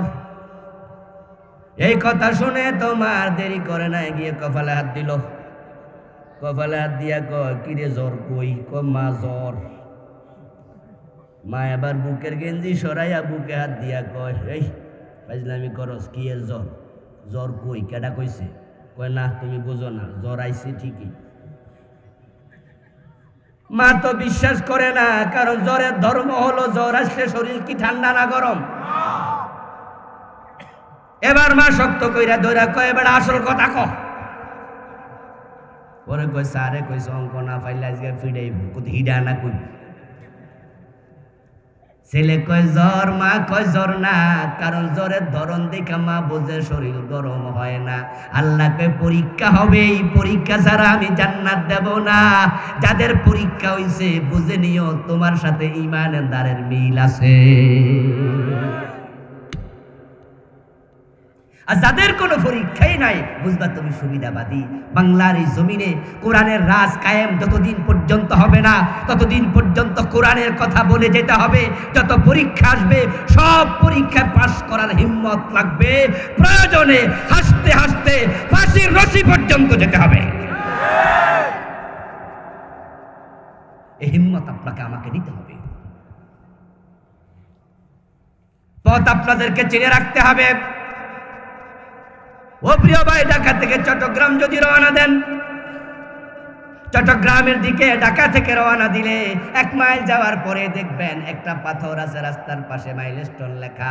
সেখানে লেখা আছে চট্টগ্রাম 180 কিলোমিটার। লেখা থাকে না? থাকেনি? এটা প্রমাণ করে আপনার রাস্তা ঠিক আছে।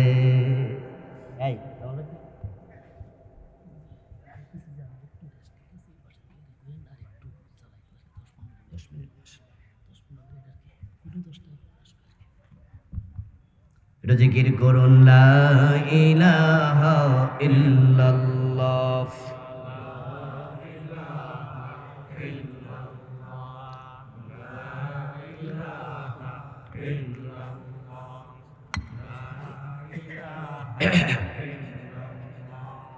লা ইলাহা ইল্লাল্লাহ মুহাম্মাদুর রাসূলুল্লাহ। আমার বন্ধু, মাইলস্টোন দেখলে আপনি বুঝবেন আপনার রাস্তা ঠিক আছে। আরেকটা এলেম সাথে সাথে জন্ম নেবে, এলেম তৈরি হবে আমার রাস্তার কতটুকু বাকি আছে। আপনার জীবনে যখন পরীক্ষা আসবে, বিপদ আসবে, মুসিবত আসবে, আপনি নিজের প্রশ্ন করবেন, আমি যে জেলে আসলাম, আমি কি চোর ডাকাত, আমি কি জালেম, আমি কি চাঁদাবাজ, আমি কি চিন্তায়ের মামলার আসামি? আপনার অন্তর যদি বলে না, তাহলে আমি জেলে কেন আসলাম? অন্তর বলবে তুমি কোরআনের আইনের কথা বলেছো, ইসলামের পক্ষে ছিলা, তখন জেলখানাতে আলহামদুলিল্লাহ পড়বেন। যদি আপনি ইসলামের কথা বলে জেলে যান, মামলা খান, বিপদে পড়েন, তখন আপনি আলহামদুলিল্লাহ এই জন্যই পড়বেন যে আপনার রাস্তাটা নবীর রাস্তার সাথে মিলেছে।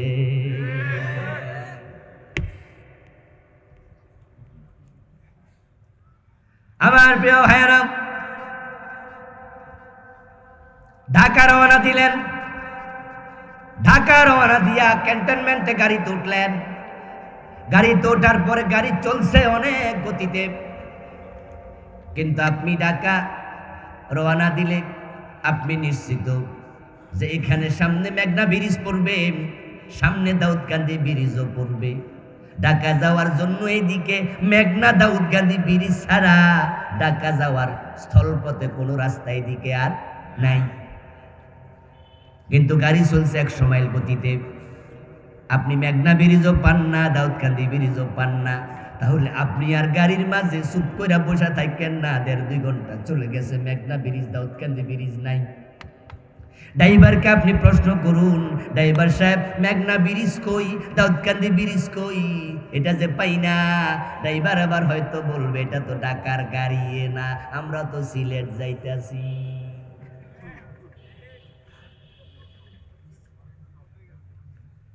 এমন পীরের কাছে মুরিদ হইছেন, এমন দলে যোগ দিছেন যেই দলে আপনার কোনো পরীক্ষা নাই, বিপদ নাই, হামলা নাই, মামলা নাই, অথচ দেশে ইসলাম নাই।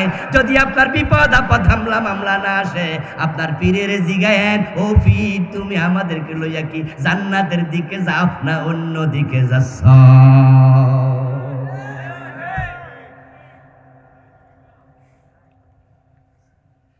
সর্দি হলে পরে আপনার হাসি আসবে, এটা স্বাভাবিক। আপনার হাসি প্রমাণ করে সর্দি, গায়ের তাপমাত্রা প্রমাণ করে জ্বর, মাইলস্টোন প্রমাণ করে রাস্তার ঠিকানা, আপনার বিপদ মুসিবত প্রমাণ করে আপনার ঈমান। বিপদ আমরা খুঁজে বেড়াবো না, কিন্তু ইসলামের পথে থাকলে বিপদ আসবেই। এখন বিপদের বিষয়ে আবার একটু আশার বাণী শোনাই। ওয়াজ শুনে তো অনেকে মনে মনে কইব তাহলে মায়ের খাইতে খাইতে বুঝি শুধু মরণই লাগবো, কি ওয়াজ আজকে হুজুর শুরু করলো, লক্ষণ তো বেশি। আমার বন্ধু এবার শুনুন, আল্লাহর বান্দাদেরকে আল্লাহ কখনো একা একা ছেড়ে দেয় না। আল্লাহর কোরআনের বক্তব্য, ওয়া কানা হাক্কান আলাইনা নাসরুল মুমিনিন। আল্লাহ বলেছেন যারা মুমিন তাদেরকে সাহায্য করা আমি আল্লাহর দায়িত্ব। বিপদ মুসিবত দিবেন তিনি, আবার বিপদে সাহায্য করবেন কে? চুপ থাকা যাবে না, জোরে বলুন সাহায্য করবে কে? আল্লাহ কি মুসা নবীকে সাহায্য করে নাই? ইব্রাহিমকে বিপদ দিয়া বিপদে সাহায্য করে নাই? রাসূলুল্লাহকে বিপদ দিয়া আকাশের ফেরেশতা পাঠায় নাই? আল্লাহর সাহায্য আসবে, কোনো সন্দেহ নাই। কারণ কখনো জালেমদের চূড়ান্ত বিজয় হয় না, কাফেরদের কখনো চূড়ান্ত বিজয় হয় না। চূড়ান্ত বিজয় হবে ইসলামের। ইউরিদুনা, আমার সাথে পড়ুন যারা পারেন, ইউরিদুনা লিইউতফিউ নূরাল্লাহি বিআফওয়াহিহিম, আসেনি? ওয়াল্লাহু মুতিম্মু নূরিহি ওয়ালাউ কারিহাল কাফিরুন।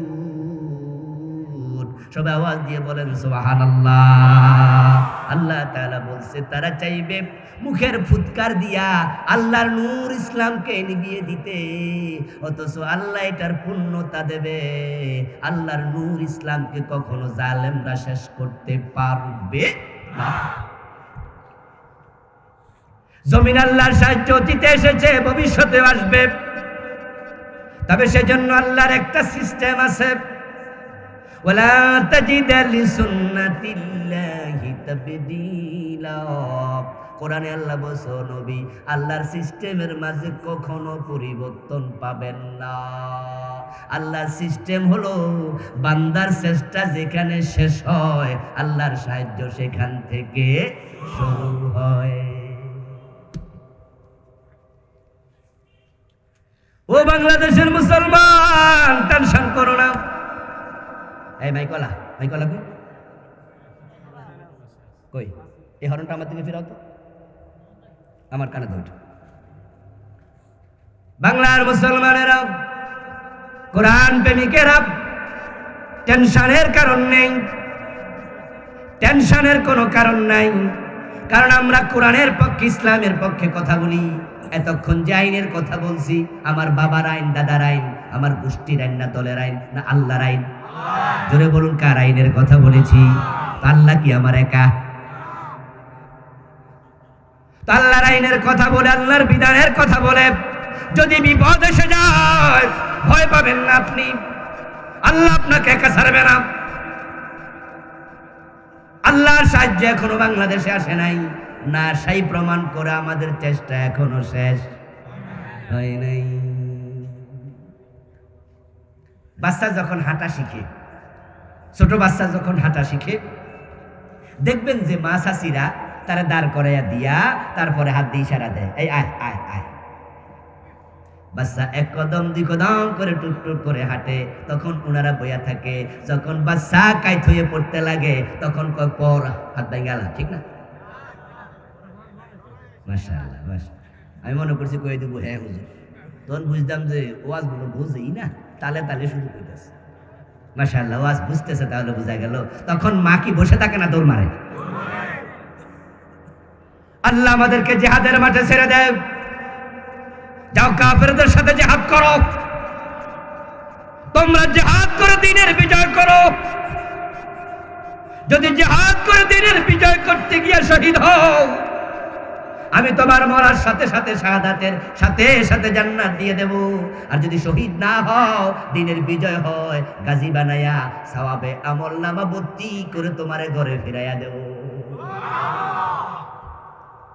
এই জন্য মুজাহিদদের কোনো লস নাই, তারা বিজয়ী হলো লাভ, পরাজিত হলেও লাভ, তারা বাঁচলেও লাভ, তারা মরলেও লাভ, ঠিক না?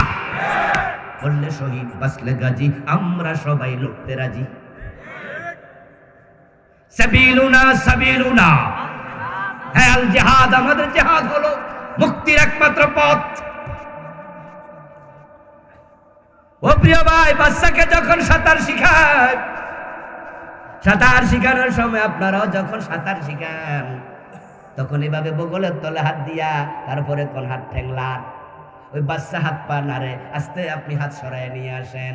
বাচ্চা যদি সাঁতার দিতে পারে, আপনি কোন দিতে থাকো, শিখতে থাকো। যখন ডুবতে লাগে তখন আবার জাপটাইয়া ধরে বাঁচাইয়া দেন।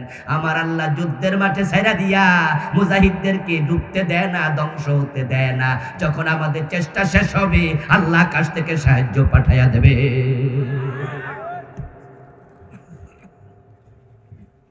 তার জ্বলন্ত প্রমাণ নবী মূসা, তার জ্বলন্ত প্রমাণ নবী ইব্রাহিম, তার জ্বলন্ত প্রমাণ নবী ইউসুফ, তার জ্বলন্ত প্রমাণ মুহাম্মদুর রাসূলুল্লাহ সাল্লাল্লাহু আলাইহি ওয়াসাল্লাম।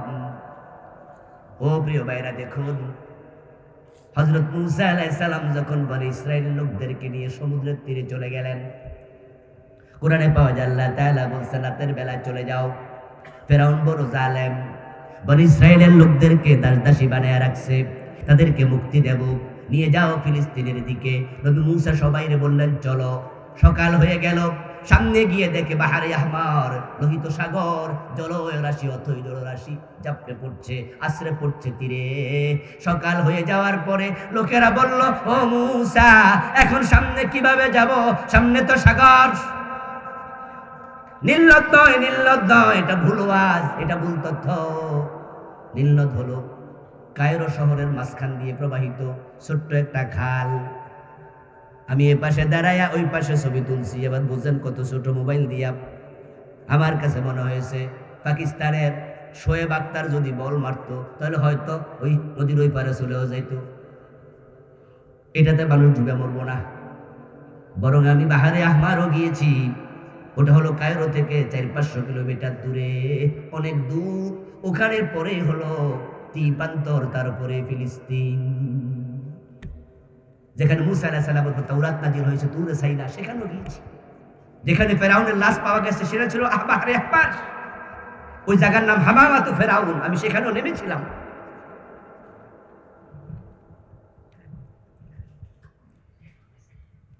আমার প্রিয় ভাইরা, মূসা আলাইহিস সালাম দেখলেন সকাল হয়ে গেল, সামনে সাগর, নৌকা নাই, লঞ্চ নাই, স্টিমার নাই, এখন কেমনে যাবেন?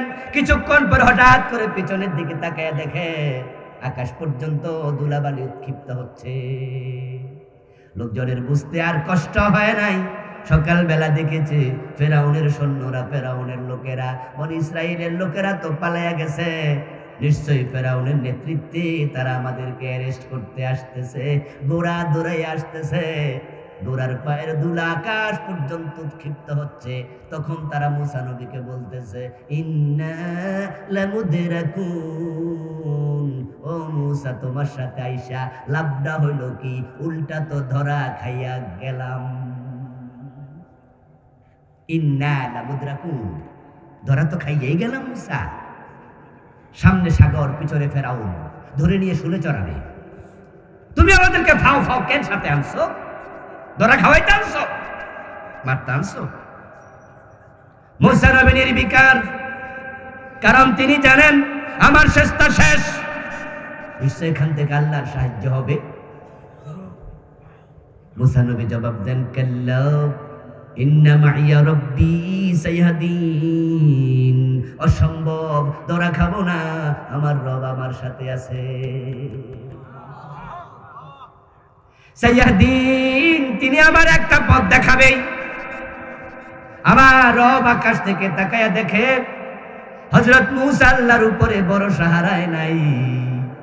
বিপদে আপদে মুসিবতে সব সময় ভরসা করা লাগবে কার উপর? মুমিনদের ভরসা হবে শুধু কার উপর? সৈন্যের উপরে নয়, অস্ত্রের উপরে নয়, জনবল দিয়ে বিজয় হয় না, বিজয় হয় আল্লাহর সাহায্য দিয়ে। আল্লাহ যখন দেখলেন নবী মূসা আল্লাহর উপর পরিপূর্ণ তাওয়াক্কুল রেখেছেন, এক সেকেন্ড আর দেরি করেন নাই, আল্লাহ তাআলা বলে দিলেন ওয়াদরিব বিআসাকাল বাহর, ও মূসা হাতের লাঠি দিয়া সমুদ্রে আঘাত করো। আঘাত করতে দেরি, 12টা রাস্তা হতে আর দেরি হয় নাই। এবার আপনারা বলতে হবে, আমি তো অনেক কথাই কইলাম, দুই একটা মাঝে মাঝে আপনারাও বলেন, বনি ইসরাইলের লোকেরা ডুবে পড়ছে না সাগর পার হইছে? পার করলেন কে? সাহায্য পাঠালেন কে? রাস্তাটা বানায়া দিছে কে? এবার বলুন তো, যে ফেরাউন জুলুম করছে হে কি পার হয়েছে না ডুবে মরছে? সে আল্লাহ এখনো আছে না নাই? সে আল্লাহ আছে, আল্লাহর শক্তি আগের মতো আছে। তাওয়াক্কুল বাড়াও, তাওয়াক্কুল বাড়াও, সাহায্য আসবে, সাহায্য আসবে। ইব্রাহিম নবী চরকির উপরে কোমরের মাঝে রশি লাগায়া টানছে। তাফসীর ইবনে কাসির পড়ে তা বলতেছেন, হাইজান নামক একজন কাফের সে পরামর্শ দিয়েছিল চরকির উপরে বসায়া চরকি ঘুরাইতে থাকো, মাজার রশি টান মারবা, ইব্রাহিম আগুনের মাঝখানে পড়ে যাবে। কোন কোন মুফাসসির বলছেন শয়তান ইবলিস সেদিন হাইজানের সূরত ধরে সে পরামর্শ দিছে। লোকেরা চরকির উপরে তুলে হযরত ইব্রাহিম নবীকে চরকি ঘুরাচ্ছে। ইব্রাহিম নবী নিচের দিকে তাকায়া দেখে যারা রশি টানে তাদের মাঝে ওনার বাবা আজরটাও আছে। দুঃখ রাখি কই, দুঃখ রাখি কই। ইব্রাহিম আলাইহিস সালাম তখন আল্লাহর সাথে এবার কথা বলতে শুরু করলেন, ইয়া রব্বি ইন্নাকা ফিস সামাই ওয়াহিদুন ওয়া আনা ফিল আরদি ওয়াহিদুন আ'বুদুক। ও আমার রব, আকাশে তুমি একা, জমিনে তাকায়া দেখো তোমার গোলাম ইব্রাহিম বড় একা। আরে আমার বাবাটা পর্যন্ত নমরুদের দলে, আমার বাবাও রশি টানে, এর মাঝে রশিতে টান পড়ে গেল। ইব্রাহিম ছিটকে পড়ে যাচ্ছেন আগুনের দিকে, কিন্তু উনি নির্বিঘ্ন নিশ্চিন্ত। তিনি জানেন মুমিনের চেষ্টা যেখানে শেষ, আল্লাহর সাহায্য সেখান থেকে শুরু। এবার ইব্রাহিম নবী কি বলতেছে আল্লাহর কোরআন থেকে, আপনি তাফসীর ইবনে কাসির পড়েতা বলতেছে, ইব্রাহিম নবী তখন বলছে হাসবিয়াল্লাহু নি'মাল ওয়াকিল। আমার সাথে পড়ুন, হাসবিয়াল্লাহু নি'মাল ওয়াকিল নি'মাল মাওলা ওয়া নি'মান নাসীর। সুবহানাল্লাহ পড়েন। ইব্রাহিম বলতেছে আল্লাহ উত্তম বন্ধু এবং অভিভাবক হিসাবে তুমি আমার জন্য যথেষ্ট, তুমি থাকতে আমার কোনো টেনশন। আচ্ছা, নিজে যে জ্বলন্ত আগুন, ইব্রাহিমকে চোখে দেখে না, আগুন দেখে ভয় পাইছে। জোরে বলতে হবে, আগুন দেখে ভয় পেয়েছে। তা আমরা কেন ভয় পাবো?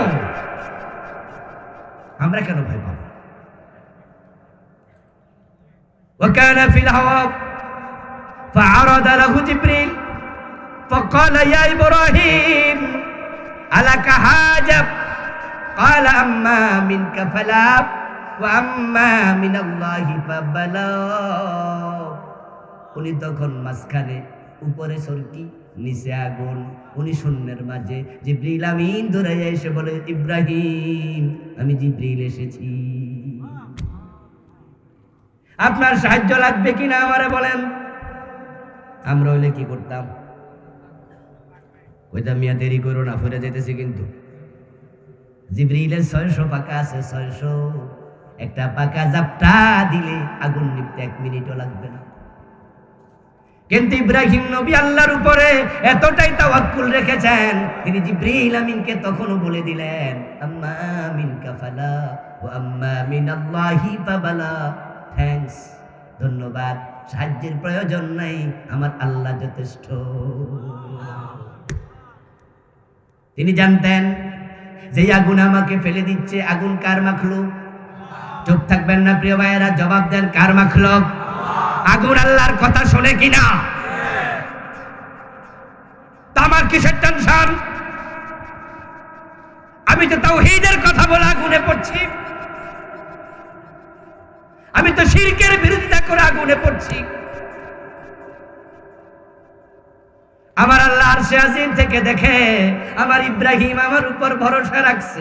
দেরি নাই, দেরি নাই, সাথে সাথে আল্লাহ তাআলা আগুনকে ডাক দিলেন। সাথে সাথে ডাক দিয়া আল্লাহ তাআলা বলে দিলেন, যেটা বলেছেন সেটা কোরআন থেকে শুনুন।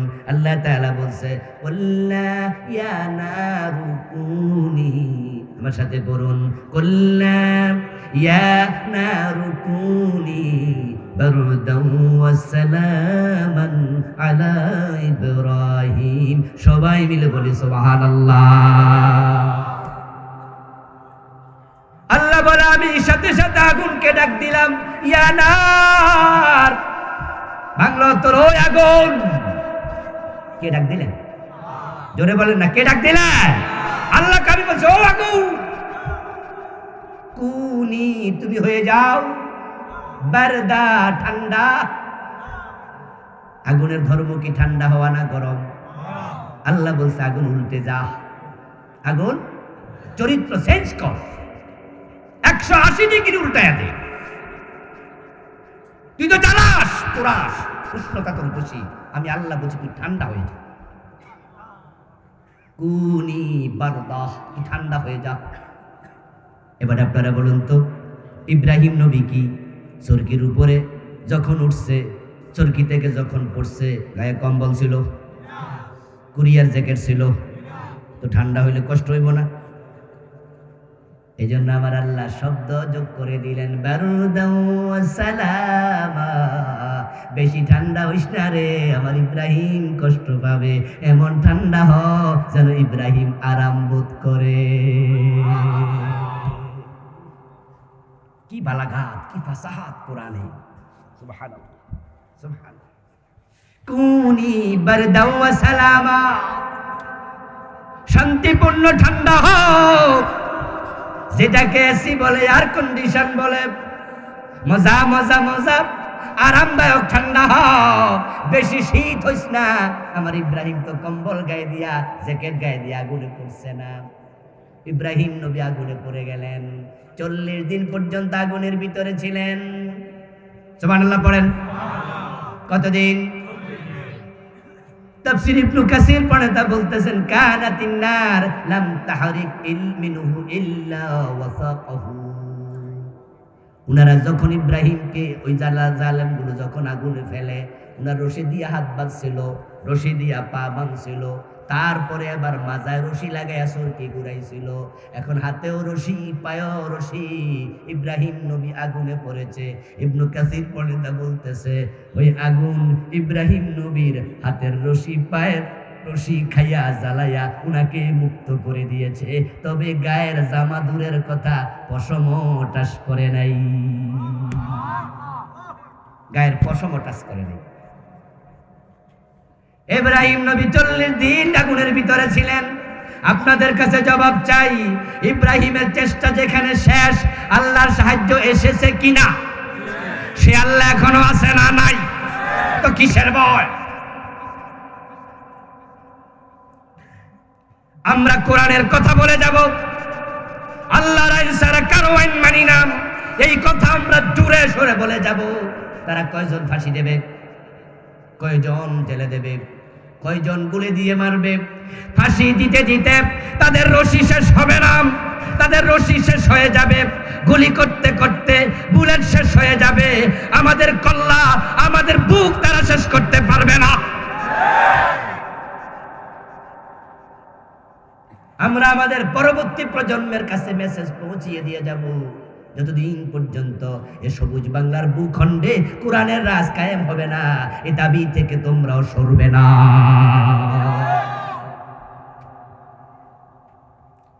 40 দিন পর ইব্রাহিম নবী বের হলেন। ওনার লম্বা হায়াত ছিল, তিনি হায়াত পেয়েছিলেন 250 বছর, 175 বছর জিন্দেগি ছিল নবী ইব্রাহিম আলাইহিস সালামের লম্বা হায়াতওয়ালা নবী। উনি ওনার জীবনের শেষ দিকে ওনার ছেলে ফুলে নাতিপুতির সাথে যখন গল্প করতেন, তখন তিনি বলতেন, আমার লম্বা হায়াতে যত আরাম আয়েশ আমি উপভোগ করেছি, সবচেয়ে বেশি আরামে ছিলাম নমরুদের আগুনের ভিতরে। ও প্রিয় ভাইরা, আমি বলছিলাম নবী ইউসুফের দিকে তাকানোর জন্য। ইউসুফ আলাইহিস সালামকে জুলাইখা যখন ঘরের ভিতরে ঢুকাইয়া দরজা লাগাইয়া দিল, ইউসুফ নবী যখন দৌড় মারছেন, দরজা খুলে দিছে কে? তাহলে বান্দার চেষ্টা শেষ, আল্লাহর সাহায্য শুরু। এটা সবার জন্য এসেছে, আমাদের জন্য অবশ্যই ভয় পাওয়ার কোনো কারণ। কোরআন তার প্রমাণ। জুলাইখা অনেকদিন পর্যন্ত ইউসুফ আলাইহিস সালামের প্রেমে হাবুডুবু খেলো। এক পর্যায়ে ইউসুফ নবীকে অন্দর মহলে ডেকেও নিল। কোরআনে বলছে, ওয়াকাল্লাকাতিল আবওয়াবা ফাকালাত হাইতা লাক, ঘরের দরজা লাগাইয়া বাহির দিয়া দাসিরে দিয়া তালা দেওয়ায়া জুলাইখা কয়, ইউসুফ আমি তোমার, তুমি আমার। বলেন নাউযুবিল্লাহ। ফাকালাত হাইতা লাক, জুলাইখা কয় কাছে আসো, ইউসুফ আমি তোমার, আমাকে যা মনে চায় করো। নাউযুবিল্লাহ। ইউসুফ নবী হলেন পূর্ণ যুবক। জুলাইখা গায়ের জামা কাপড় খুলতে শুরু করে দিল। ইউসুফ আলাইহিস সালাম ভাবলেন, এখানে দাঁড়ায় থাকা মোটেও ঠিক হবে না। তিনি ঘরের দরজার দিকে দৌড় মারলেন। জুলাইখা অট্টহাসি দিয়া বলে, ইউসুফ পালাবে কোথায়? পালানোর জায়গা নাই, দরজা তো বাহির দিয়া তালা লাগাইছি, তুমি আজকে পালানোর কোনো সুযোগ পাবে না। জুলাইখা দরজা লাগাইছে, বাহির দিয়া তালা লাগাইছে। এই খবর শোনার পরেও ইউসুফ নবী থামেন নাই। কোরআনে পাওয়া যায় উনি দৌড়াতে দৌড়াতে দরজা পর্যন্ত পৌঁছে গেলেন, কারণ তিনি জানতেন বান্দার চেষ্টা শেষ না হলে আল্লাহর সাহায্য আসবে না। এখন আমরা তো আগে আগে সাহায্যের জন্য অস্থির হয়ে গেছি। এই দেশে ইসলাম কায়েম হয় না কেন? এই দেশে ক্ষমতা ইসলাম যায় না কেন? আরে বাবা রে বাবা, আপনি যে ক্ষমতা ইসলামের নিতে চান, ডিসি হওয়ার মতো লোক বানাইছেন কয়জন? এসপি হওয়ার মতো বানাইছেন কয়জন? সফল মন্ত্রী হওয়ার মতো বানাইছেন কয় ডজন? সফল কূটনীতিক হওয়ার মতো বানাইছেন কয় ডজন? সফল ম্যাজিস্ট্রেট হওয়ার মতো বানাইছেন কয় ডজন? আপনার প্রস্তুতি কি? কতটুকু প্রস্তুতি নিয়েছেন? অস্থির হয়ে গেছেন, সাহায্য কোথায়? ইসলাম কেন আসে না? এত সোজা? এই জন্য প্রস্তুতি নিতে হবে, লোক তৈরি করতে হবে। যোগ্য লোক যখন তৈরি হবে, ঈমান আমলওয়ালা তৈরি হবে, আল্লাহর পক্ষ থেকে সাহায্য আসবে। আল্লাহ খেলাফত দেওয়ার জন্য বসে আছেন, এখন ঈমানওয়ালা আমলওয়ালা লোক বাড়াতেই হবে। ইউসুফ আলাইহিস সালাম জানতেন চেষ্টা শেষ না হলে সাহায্য আসবে না। এই জন্য জুলাইখার কথা শুনে মাঝখানে থামেন নাই। উনি দৌড়াতে দৌড়াতে সামনে গেলেন। তিনি জানতেন আস-সাইয়্যু মিন্না ওয়াল ইতমামু মিনাল্লাহ, চেষ্টা করব আমরা, পূর্ণতার মালিককে। ঠিক এই দরজা পর্যন্ত যাওয়ার সাথে সাথে দরজা খুলে দিলেন কে? সাহায্য আসবে প্রিয় ভাইয়েরা। বাংলাদেশের পরিবেশ বলছে সাহায্য আসবে।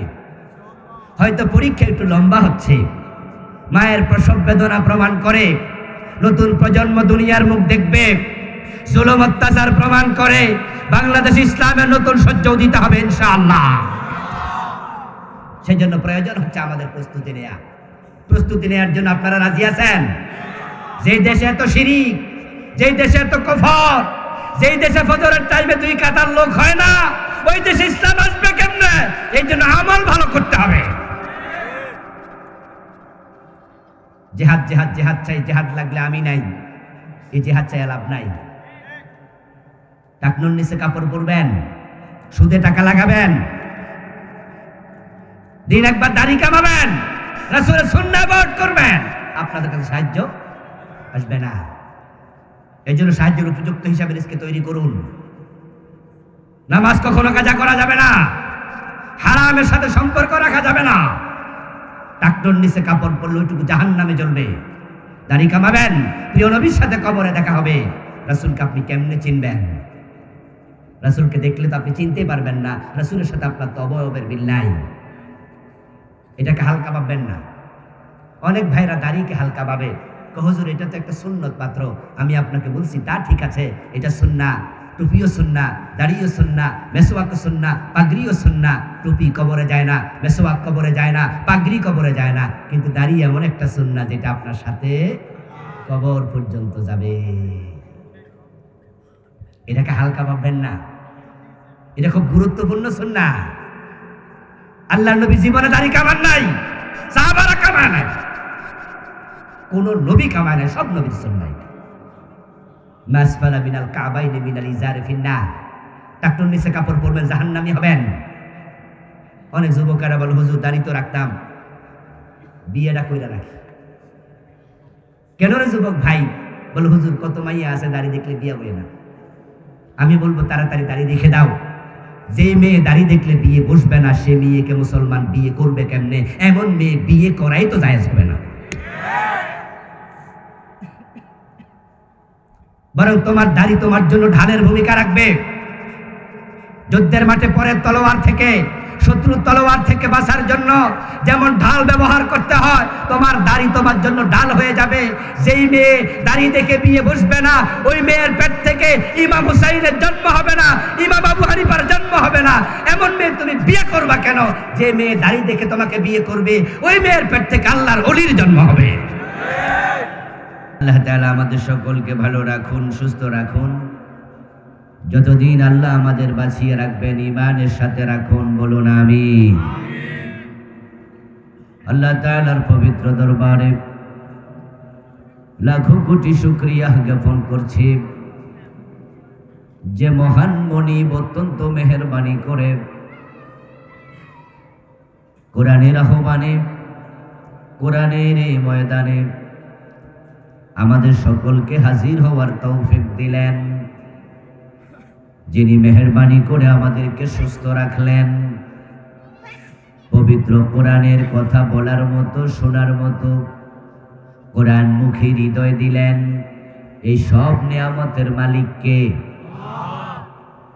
এজন্য আমরা আলোচনা শুরুতে মন প্রাণ উজাড় করে অন্তরের সবটুকুন শ্রদ্ধা এবং ভালোবাসা দিয়ে আমাদের মনিব আল্লাহ তাআলাকে শুকরিয়া জানাই, কৃতজ্ঞতা জানাই। সবাই মিলে জোরে জোরে একবার কালিমাতু শুকর পড়ি, আলহামদুলিল্লাহ। আওয়াজটা ছোট হলো, আবার পড়ুন আলহামদুলিল্লাহ। রব্বানা লাকাল হামদ হামদান কাসীরা طيبا مباركا فيه يا ربي لك الحمد كما ينبغي لجلال وجهك وعظيم سلطانك يا ربي لك الحمد كما أثنيته আলা নাফসিক।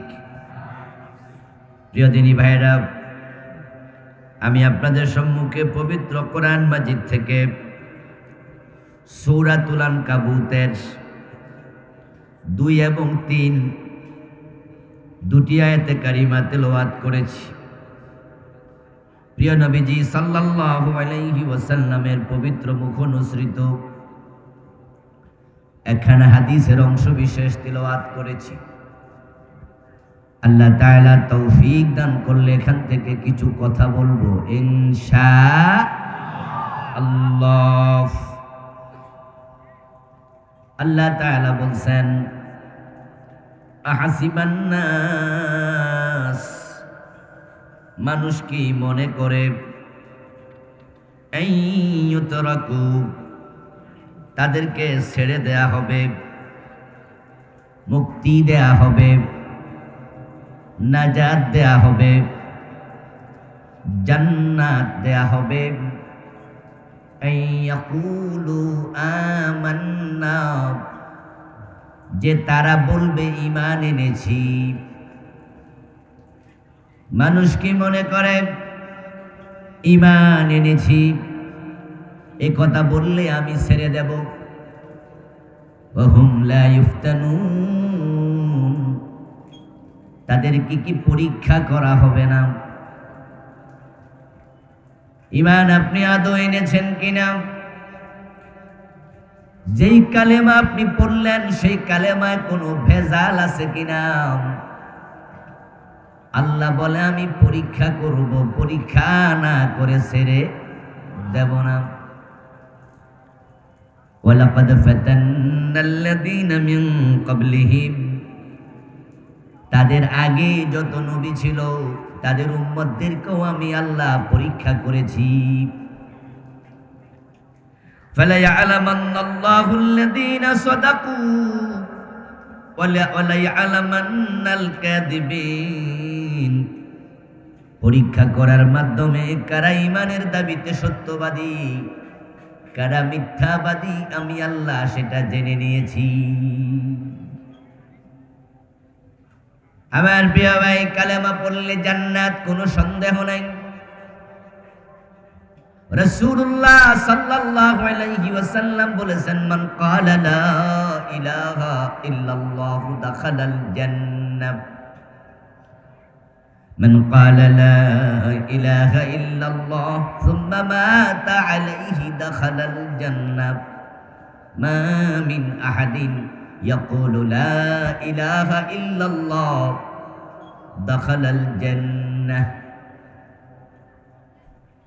বিভিন্ন শব্দে হাদিসে এসেছে, প্রিয় নবী সাল্লাল্লাহু আলাইহি ওয়াসাল্লাম বলেছেন, যে ব্যক্তি কালেমা পড়বে, কালেমা নিয়ে মরবে, ঈমানের সাথে মরতে দেরি, আল্লাহর জান্নাতে যেতে দেরি হবে না। জান্নাতে যাইতে চান? এই তো রাসূল জান্নাতে যাওয়ার খবর দিল, সুবহানাল্লাহ বলা দরকার আসেনি? আল্লাহকে পবিত্রতা ঘোষণা করুন, প্রশংসা করুন, জান্নাতে যাওয়া সহজ হবে। এই জন্য প্রিয় ভাইয়ের, আসুন আমরা কোরআনের বিধানগুলো অনুসরণ করি, আল্লাহর জমিন আল্লাহর বিধান কায়েমের জন্য চেষ্টা করি। আল্লাহ তাআলা তৌফিক দান করুক, আমিন। আসেনি কই বেটা জিকির করি লা ইলাহা ইল্লাল্লাহ, উঠবেন না? লা ইলাহা ইল্লাল্লাহ, লা ইলাহা ইল্লাল্লাহ,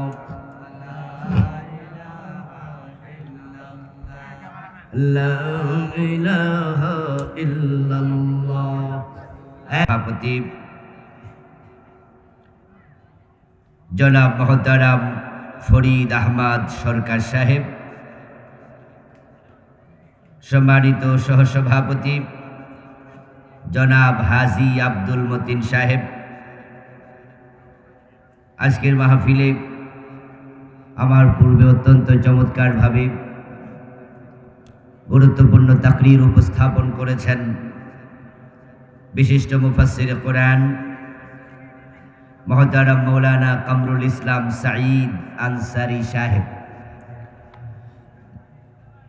ইনশাআল্লাহ আমার পরে আলোচনা উপস্থাপন করবেন বিশিষ্ট মুফাসসির কোরআন মুহতারাম মৌলানা শায়খ জামাল উদ্দিন সাহেব, আমাদের দুইজন বড় বড় আলোচক আপনারা আজকে পেয়ে ধন্য হয়েছেন। দুজনই আন্তর্জাতিক মানের বক্তা। আমরা দোয়া করি তাদের জন্য, আল্লাহ তাদের কণ্ঠকে আরো দারাজ করে দিন। আজকের মাহফিলের সম্মানিত পরিচালক মহতারাম মাওলানা তাজুল ইসলাম সাহেব সহ উপস্থিত হযরত উলামায়ে কেরাম, সম্মানিত অতিথিবৃন্দ, ইসলাম প্রিয় তৌহিদি জনতা, পর্দার অন্তরালের সতী সাধবী, সম্মানিত মা ও বোনেরা, প্রিয় দিনী ভাইয়েরা, আপনারা কেমন আছেন? মাশাআল্লাহ।